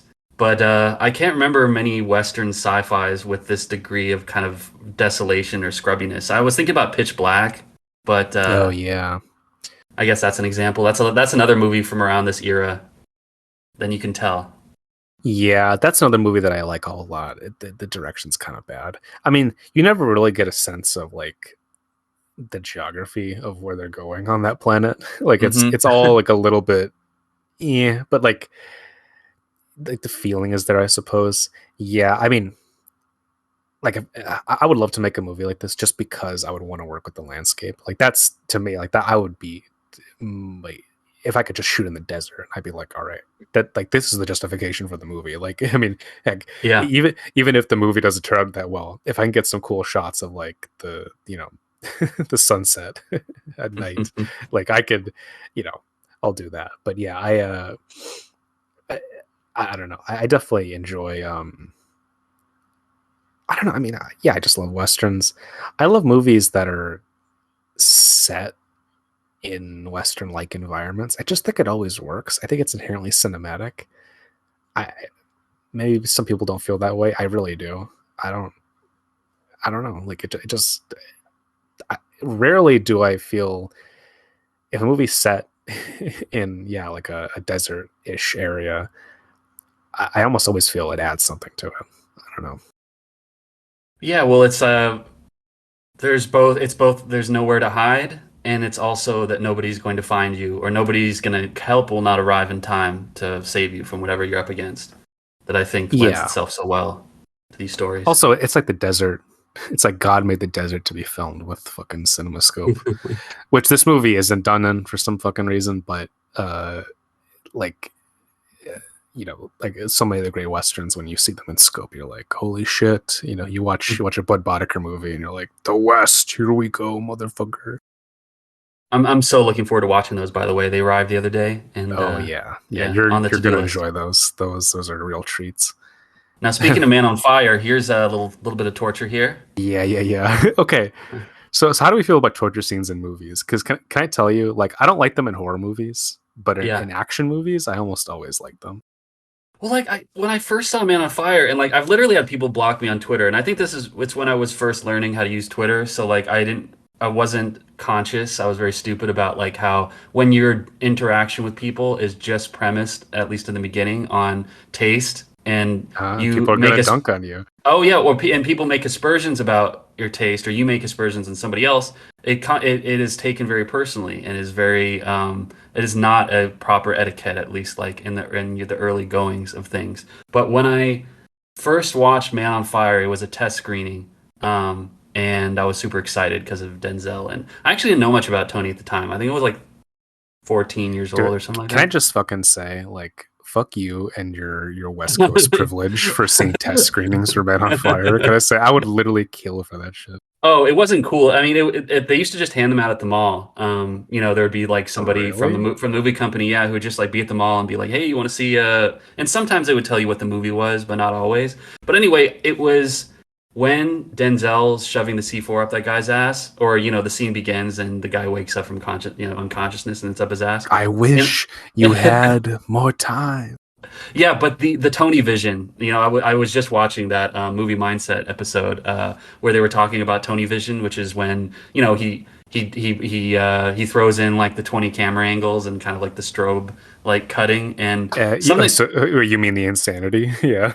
Yeah, the insanity, and I think there is something about the juxtaposition which I respect that a lot of my peers love about like that extreme violence or that kind of like action movie context with this like uh, like super Well, like the yeah, the uh, the hyper MTV commercial, like basically like he just Tony going sicko mode. That's what it is. That's right, and it just felt like he was trying to tell me how fucking cool this was by him doing that, and well, it angered me. I to some extent you're right. Like I mean, look, I love Tony. Look, people listening to this, we all love Tony Scott. He's great. Love him. That there must be something admitted that I think this applies to both Ridley and Tony Scott. They can't help make shit look cool sometimes. It's so when you do have movies like Man on Fire where you're like, oh, this is pretty heinous. This is pretty like okay, rough going, right? But it looks sick, and you're like, yeah, and like, look, you can either embrace that as an aesthete or you cannot. I think Black Hawk Down is very much like the epitome of this, where like I think that's a fucking like really disgusting, vile movie, Yeah, it is. but it's Yeah. so expertly put together. Like it's like wow, like I mean, you watch that, it's like that's like a masterclass in how to fucking edit a movie in like the most extreme way possible. And yeah, I You don't know, it know, would just be like interesting if Tony made Black Hawk Down, because see the way that Ridley approaches the violence, there's like this very prestige, or it's a level of style that's like more calibrated to like quote unquote prestige filmmaking. Whereas if Tony was doing it, it would just well, be like the Ridley Monster Energy aims, drink yeah, version. Ridley aims for intensity in Black Hawk Down, whereas Tony would make that shit into like I just feel like it would become like a horror show. Like it would become pure pulp, like just fucking a nightmare. I would love to see that actually. I mean, I would, Yeah. Also, the movie would somehow be like 50% more racist. yeah, probably. Um, but anyway, yeah, I've learned my lesson. We love Tony. I was very sad when yeah, he Yeah, no, shuffled Tony off. fucking rules. You know what? I need to make like a list of scumbag horror movies because I'm thinking about like it's like you got this one. I think like the Dirty Harrys definitely count. I think the Counselor counts. Uh, Probably the Canyons. Like Great list so far. That's like a 10 out of 10. yeah, probably like a lot of the early and later NWR movies. Mm. Yeah, it was like we have to like I don't know. Like there's a whole bunch of these that I need to collect together because it's a particular genre that I have a soft spot for. I think Man on Fire 100% counts where you're like Jesus man. I mean because it's Denzel, you're always on his side, but like sometimes it's like, fuck, man, like he's just really pulling out all the stops here. Like, I mean, the whole part, dude, it's like Tony Scott knows what he's doing too, because he's doing the whole fucking like he's playing like the fucking Spanish version of Hey Mickey, while like the guy's getting his Yeah, fingers I was chopped just off, and like, you're like, what the fuck? it felt very much like angry teenager listening to Nine Inch Nails in their room. Oh yeah, which hey, That's kind hashtag of time and relatable. place. Yeah. Oh, I was wrong. It wasn't a fucking foul. It was like a galil or whatever the hell this is called. I was gonna say Tay Diggs in the delivery room upstairs. Like I really like his performance where he's just he even did an eye twitch, which I had an easier time sussing out since the sound's off for Yeah, the film right he now. must be so hot in that suit. Yeah, those I always refer to them as the weapon of choice suits, like those boxy kind of like late Well, '90s yeah, tailoring. like yeah, what was with the '90s and the big boxy suits? What the hell was going on? Because like You yeah, see you this? look like Tay You Diggs, you watch want to have Devil's that silhouette. Advocate? Oh my god, watch Devil's Advocate. That fucking movie. Everyone looks like a fucking Lego character. Because you look at Benicio, like he's got that tailoring where it needs to be. Yeah, definitely. Well, I mean, well, they're wearing. He's wearing like the cool fucking jacket, which I love. Yeah, I want his jacket in this movie. This his jacket here is just it's a it's the very good cool. point. It's the cool like Once Upon a Time in the West kind of duster thing. Mm. Yeah, this guy who plays the Doctor, I really like But his I character and the totally energy he buy him brings in to it. this. Like he Yeah, totally buy like you buy his patheticness. Dr. Alan Painter. That's such a writerly name. Yeah. God, I hope you never write anything like Yeah, that. Dr. Alan Painter. I love in IMDb, Benicio's character's first name is Harold, which I don't know if they say that in the movie. It's Harold the Longbaugh. No, yeah, they're just called Parker and Longbaugh, which is Yeah, supposed to be a reference to. the real life names of Butch Cassidy and the Sundance Kid. Oh, that's so cool.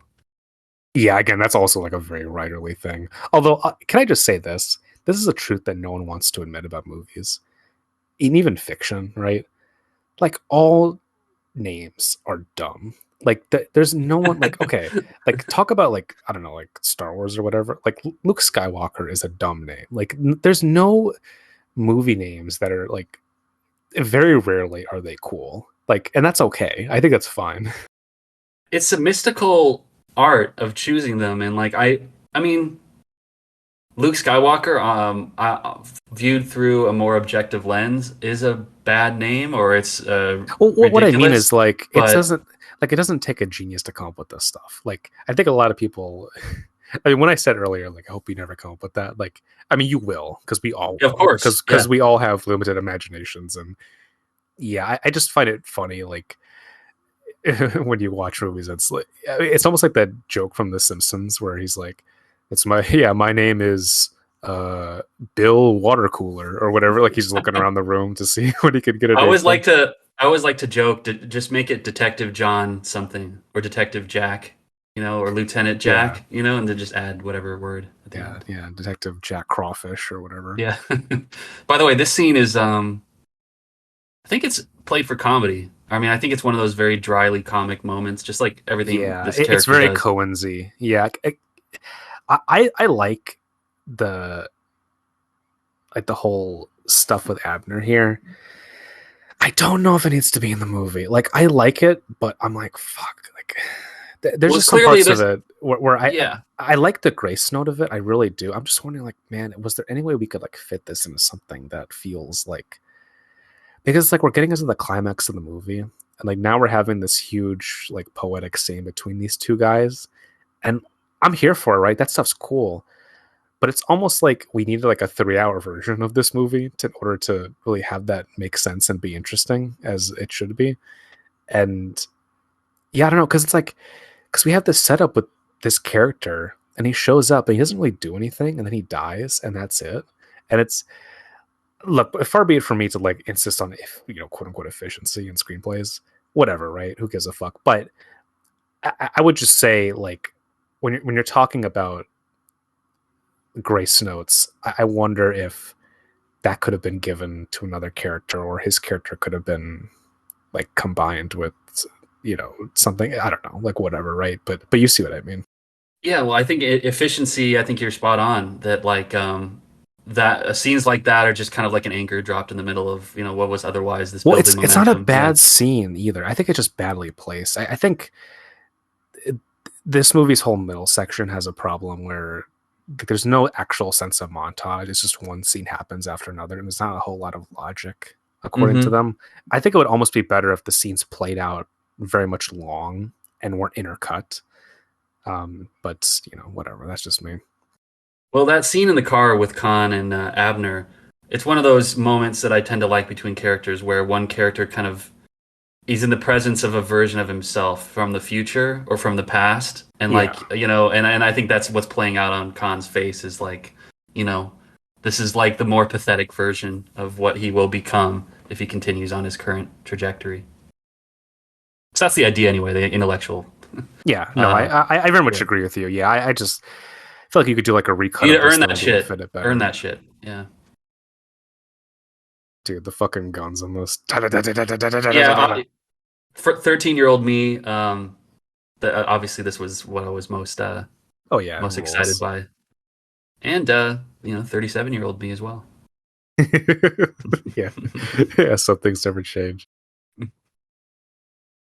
I see. Yeah, so I like how Philippi takes a hit in the leg so early in the gunfight. So he's like Yeah. already in McClane mode, where he's just holding himself together with tape. Well, can I say this is I absolutely like am inspired by this type of filmmaking because Gianto does this too. I think really like if you're gonna do like a really deadly gunfight like this, like I would never stage something like this without doing what McQuarrie does here and being like, no, no, no. This isn't gonna be like you fire a million bullets and none of them hit anything. Like you're gonna fucking get hit. Like this is why these guys wear body armor, right? This is why they do what they do, and it's like you're gonna get jacked in the leg. And like you said with the Die Hard bit, I think it ups the stakes because I think it shows like, all right, man, like you're not just gonna be like, all right, we're running and gunning and doing whatever, going full speed. It's like, nah, man, you're gonna get dinged. It's gonna slow you down. You're gonna run out of ammo. Like, I think those are all elements that need to happen if you're gonna stage this stuff. I don't see any reason why you would ignore them. Because I mean, I love John Woo as much as anyone, but like, I don't know, like at least to me, I would like to see like in this movie where it's like, all right, we're gonna pause and watch characters reload. Like I think that can be interesting unto itself as a way of expositing time. Yeah, I number one, I love the entrance of like, the backup squad of like the, flabbiest, Oh, tiredest looking men of all dude, time. they're like the guys in Casino when they go like it's like the old men assassins. Yeah, that's just the best. And then also I was thinking about that movie Shoot 'em Up with Clive Owen Oh recently. yeah, that's a great Wh- movie. yeah, it's fun, but at the same time I was almost like watching and I'm like, why don't you just do it for real? Like, it's a lot, it's one joke that they're kind of stretching to feature length, and Yeah, well, it's a gimmicky movie. I like it, but yeah, it's not as robust as something like this is. that's a great death by the way for Taye Diggs. I think Oh, that's I love commensurate. this. I love it. Yeah, it's so good. Again, and McHugh really like lingers on the deaths here, and I think he should. I think it's the right way to go about it because he takes it serious. Like it's not just like, oh, you die and blah blah blah, whatever. Like he shows you the life leaving someone's arms, which Yeah, is just the harrowing. zeroing out of, Now this whole yeah, bit with conscious. Benicio del Toro, where he's just like even with all the violence happening, even he's like shocked. It was like, oh man, yeah, this is Oh yeah, this this. moment is so good where the doctor's in shock, where there's just this moment where they're all just kind of like Yeah, because in none of like a these like trance. all these guys are like basically like, all right, survival. It's like, all right, you have a woman giving fucking birth here. Like, what the fuck are you guys doing? Like it becomes like a like the situation becomes almost hyper real. Yeah, I this was very smart, I thought, to have this little beat. I almost thought for a moment that Juliette Lewis was going to die, and like I don't think for me, for whatever reason, I'm still unpacking it, but like I don't think the movie could sustain something like that. It's like making us drag ourselves through the desert for 2 hours, only to have the something happen to the baby or the mom. Yeah, I think this movie more than is gruesome enough to not have that as well. I think to do that. I mean, I don't know. Look, hey, it is what it is. But can I just say, like, as a matter of taste, no, don't fucking do that shit. Yeah, Like, yeah, yeah, it's the yeah. we're not monsters here. Oh, they definitely are, but it's like there's some things where it's just like pointless. Yeah, Yeah, like I don't know, like I'm a big thing where I don't when I watch a movie, I don't want to see no babies get killed. I don't want to see no fucking animals get killed either. I hate that shit. yeah. Which is hard for like I don't know. There's so many horror movies where like they're chopping up snakes and eating turtles and all that nonsense. Oh yeah. Well, I think the last movie maybe was the Oh no, last one. this shot's my favorite shot in the movie. I love him like he's just thinking against the wall. Oh, that is good. That is Like good. this is good. He just holds on it. It's such a good directorial choice. Yeah, I think Philippi comes alive in the action here the most in his performance. He's really like, athletically up to it.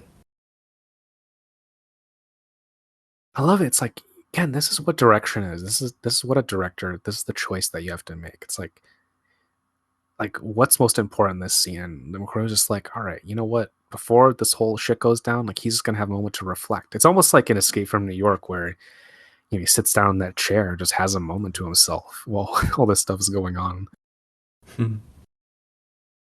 There's a little moment coming up too where because I forgot actually the moment where Benicio takes those bullet hits in the chest you can see right there, but then there's a moment later where he just kind of like he fumbles his hand around inside the vest and kind of like pokes out the slugs. Yeah, because he's just like, Like oh the yeah, by the way, I've been shot. Yeah. Maybe I Yeah, should by the make sure to way, get like that four of done. my ribs got shattered. Yeah.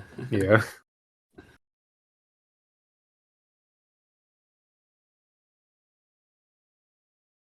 Oh, I love this bit when he shoots him in the foot. Classic. It's so good. It never ceases to fail. It's just awesome.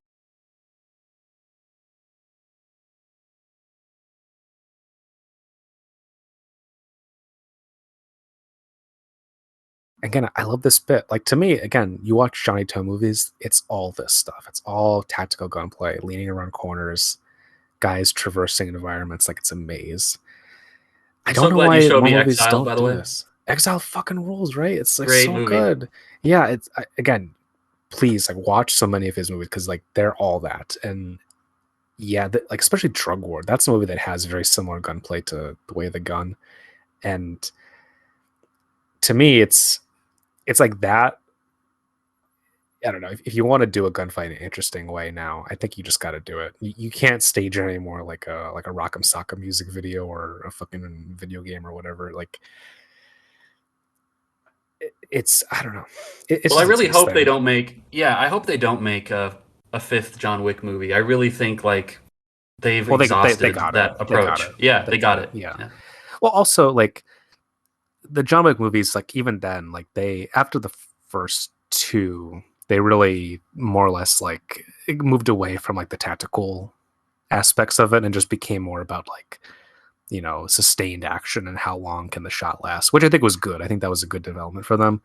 But yeah, like I mean, like look, Pat, if you and I could ever make a project where we can involve some cool like gunplay stuff, I think this is really the way to go, where we have like um yeah, it's all based on uh you know who's going where, who's around which corner, who can't see who, that kind of stuff. Like it just always works for me. Right, and character's not unimportant. You know what I mean? Like making sure that the Well, context contains a yeah, character that you. and the characters get hurt. Like Yes. I think a movie based on violence should feature people existing within states of pain. I think that's a fundamental rule. Oh, by the way, I love that. I mean, just that starting point of the Oh, it's bag of so good. cash, like at the carrot or Right? like the It's little. again, this is like it's almost like a video game. Like, you know what? And I'm gonna steal that line as well someday. Oh, always free cheese in a mousetrap. Perfect line. Now, tequila, not one of the top five beverages to have before a sustained action choreography, but Oh, you know this personally? well, I just I wasn't at my best when I was hammered on tequila.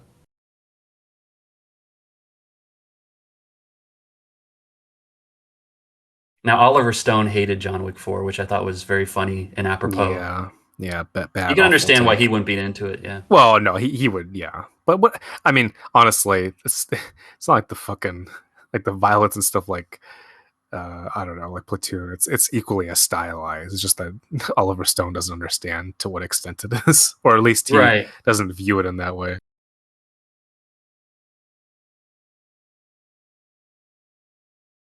Yeah. So in the commentary, what McQuarrie talked about, what he did is basically he like made a miniature model of what this whole thing was, and then like had a bunch of little action figures and would Oh, cool. move the figures within the space, right, to understand like where everything was going on and where the camera was.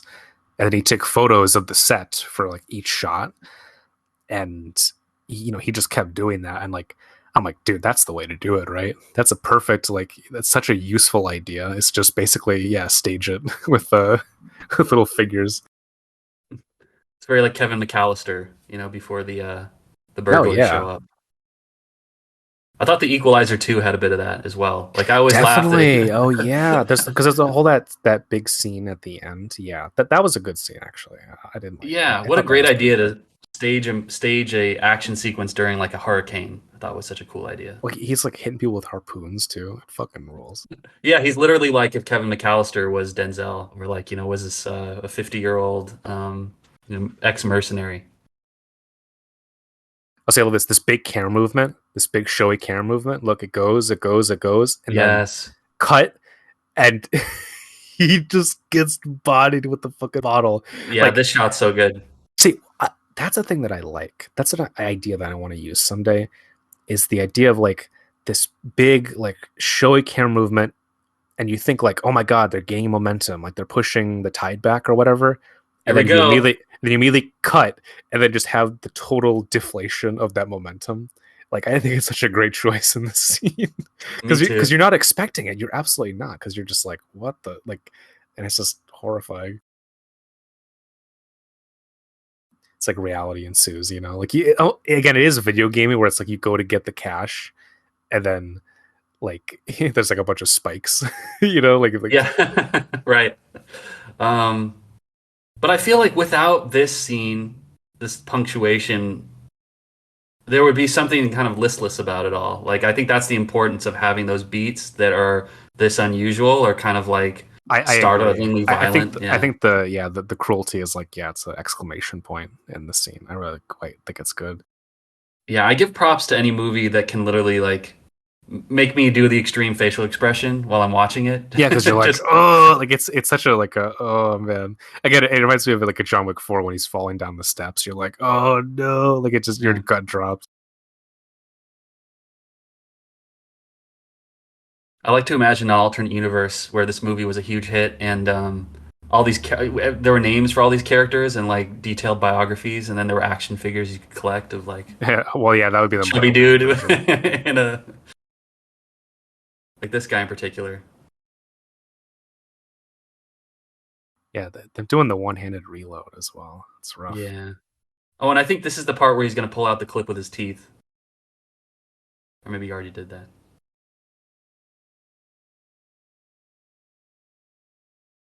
This is also like, I mean, I think it's really great that digital squibs have gotten so good, or it's gotten to the point I think where like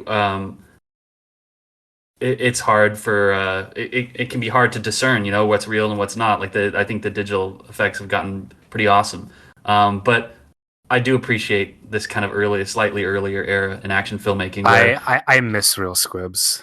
I know they're fucking yeah, dangerous or whatever. Can I tell you, right. I do miss them though. They look so good. Like you watch a Paul Verhoeven movie, I will fucking Oh challenge God, you. yeah. Like, come on, does anything look Nothing better looks than as good that? as that. No, Yeah. it looks perfect. And yeah, and this like again when the guy gets shot in the dick, it's like, all right, you can't beat that. Come on. And I always liked too how Khan, the decision to just have him on the complete periphery and just like Well, hang back. because what I like is that he's just literally like he's needling them. You know, it's like death by a thousand cuts. Like he's just fucking around with them, getting Right. every shot that he can. And And there's an inevitability to it, right? It's like there's a predetermined outcome and he's aware of it, but they're, you know, young dudes, they think they can change the game. well, yeah, because he's the one. It's like, yeah, I brought a bunch of guys because they're gonna fucking yeah, they're gonna die, and I'm gonna hang back. And when you're, you know, when you're tired and exhausted and wounded, yeah, I'm just gonna pick you off. Like, you know, again, it's the this is the obvious thing to do. It's like you know, that's what you're gonna do. It's it's the way to do it. Um, God, yeah, it's and like even though the Parker and Longbow are pricks, I always feel bad for them at the end because it's just like, you know, like the amount of suffering they go through in this scene. It's like, yeah, no one should have that shit happen. What I love too is that yeah, he just drags the cash. He just sits by them as they die. It's like, well, Yeah. It's fun for me to imagine, like, I mean, and I think I've heard versions of this that like James Caan's not one of those guys where you need to like really explain a lot to him about like how it's no, supposed to look or like the kind of energy that the scene requires. Like just put him there. You know, he's gonna into it exactly. yeah, he gets it. You know, The less is more. yeah. Well, I think. I mean, I think that's a crucial lesson of filmmaking that everyone could take a lot from. Yeah, like, ultimately, less is always more. I mean, that's why I'm obsessed with like Bresson because I just feel like he's the king of you know, how much can you strip back and still make something that's legible. And I think it's very instructive if you want to understand what's great about movies is you know like how much can you take away when you can't take away anymore, and the answer is you can take away quite a bit. It's much Yeah. more than we would think. Well, that's what I love about Macquarie, the juxtaposition, because he's very writerly, right? And he's very much like, you know, like many of us, the kid in the video store, just voraciously consuming. And but he's also he's a fan of minimalism too. And he's a Yeah, good he in a way that balances out the writerliness that I usually hate in other directors like him. Like I think he very much has the right sensibility where he's also a movie fan. He's not just like a playwright or whatever who's deigning to work within the realm of cinema. He's like, no, actually, I like movies, and you know, I like a certain type of movie. Yeah, I with with this, you really do see like the foundation of what he would later go on, I think, to really perfect. And I don't know. I have high hopes for him. Like I hope he continues to do well. I know Mission 7 is kind of like a little bit bombing right now, but Which is um shocking to me. And I was gonna say, like, in terms of like the writerliness of him, I would like to spend more time watching those exposition dumps in the last Mission Impossible because I think actually that he elevates them to like high art or like there's a self consciousness to like the way that he will just because otherwise well, he knows how to the do it well, I think. There's an yes. art to doing it, and he knows how to And do he it. loves it because that's part of the genre. You got to have, Well, people act sometimes like he doesn't because know. you see him in interviews always talking about like the first thing that I always want to reduce is the amount of exposition in his movie. Like he really, he's a writer, but he takes the idea of like he's not precious about his material, and he really takes himself to task for like, this is too much of this is too much of that. Like he's very ruthless with his own work, and I think that's great. I think that's what you have to do. Speaking of Oliver Stone, this ending here with the voiceover and the kind of Oh like yeah. the overhead shot, it reminded me of Savages a little bit. There's it's very Oh, kind I of haven't like seen that. pretentious. Oh, you got to watch it. Yeah, okay. I don't Like know if it's again, good, but love it's this movie, wild. folks. This ending with the voiceover is fucking pretentious. Like, and I hate that term. I don't use it a lot, but it truly is. But like, Yeah, this one earns its stripes. well, I wouldn't even say that. I just think the movie's good enough to sustain these kind of things. But like, okay, like honestly, okay, Pat, if you and I, 2023, are making this movie, like, you cut out the fucking the voiceover at the very end, and you just linger on their bodies. That's Yeah, like yeah. that says everything that you need to know. Like anything else is fucking extraneous. I don't know, whatever. That's just me, but um, It's a yeah, second guess. I think voiceover narration. And I do love that final little beat where she says, "I'm I, pregnant." I I don't know what love it this. means, but Sarah Silverman as raving bitch. is that really her? I didn't catch that. Yeah, that's That's in the hilarious. credits. That's in the credits, man. This is Well, hey, great. like it was probably Couldn't her even come up idea. with her. No, I doubt it. I think that's Corey's idea. I think he's been a little fucker. Sloppy prostitute, Federale number two. The credits, by the way, the actual like font, I like that quite a bit. Well, it's like the ultimate screenwriter choice of the Yeah, the credits font. Yeah, yeah, it's nice. No, that was the way of the gun. Fuck. the way of the fun. The way of the fun. Yes. God, what to say? What to say? I don't know. I think it's Better than Usual Suspects. yeah. I think a complicated movie. I think a movie that's very instructive for someone interested in learning about filmmaking. I think if you like noirs and westerns where there's a lot of fucked up shit that goes on, you're gonna like this movie. And you listen to the end of the commentary, so you probably do already like this. Like, why would you be listening to a commentary if you hadn't watched seen the movie? I don't know. Maybe. Tell me what you think of this. There's certain genres and there's kind of vibes. Like even when a movie like this isn't great, I enjoy them a hell of a lot. Like Well, this is as a long as you deliver on some stuff and are a little bit interesting, I give a lot of a pass. Like, I mean, I don't know. Also, for certain directors, I think I'm just generous with. It's yeah, because like okay, like it's like even the worst Howard Hawks movie is still pretty good. Like yeah. although now that I think of the worst Howard Hawks movie, actually it's not that good. But like What's the worst one, by the way? it's like a musical remake that he made of an earlier movie of his. That's what Oh was it yeah. called? It's like A Song Is Born. It's not good. It's because he made a film before then that it's a remake of that was just better. Um, but yeah, no, I know what you mean.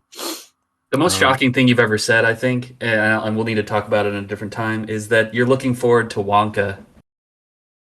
oh, okay, I didn't say that. What I said was I like musicals and I will compulsively see musicals just because I enjoy them. Like I now they didn't feature any songs in the Wonka trailer, so if it doesn't turn out to be a Yeah, musical, listen, I will give it its due. that's understandable. Yeah, I mean, like we were talking about Mary Poppins too earlier. Like that's just garbage. Like I'm not irrational when it comes to this. I'm just saying like we were talking about with this type of movie. I give musicals a fairly wide berth, or at least I have room for them in my heart in the way that I have room in my heart for a fucked up, insane movie like The Way of the Gun. Well, they are few and far between, so that's understandable. Yeah. Well, it's sort of movies like this. You gotta take them as they come, really. Well, let's hope that Macquarie's collaboration with Cruise coming up in the next few years incorporates some of the some of the terseness and the violence and the visual storytelling that Way of the Gun does so well in its most effective stretches. Yes, yes, indeed.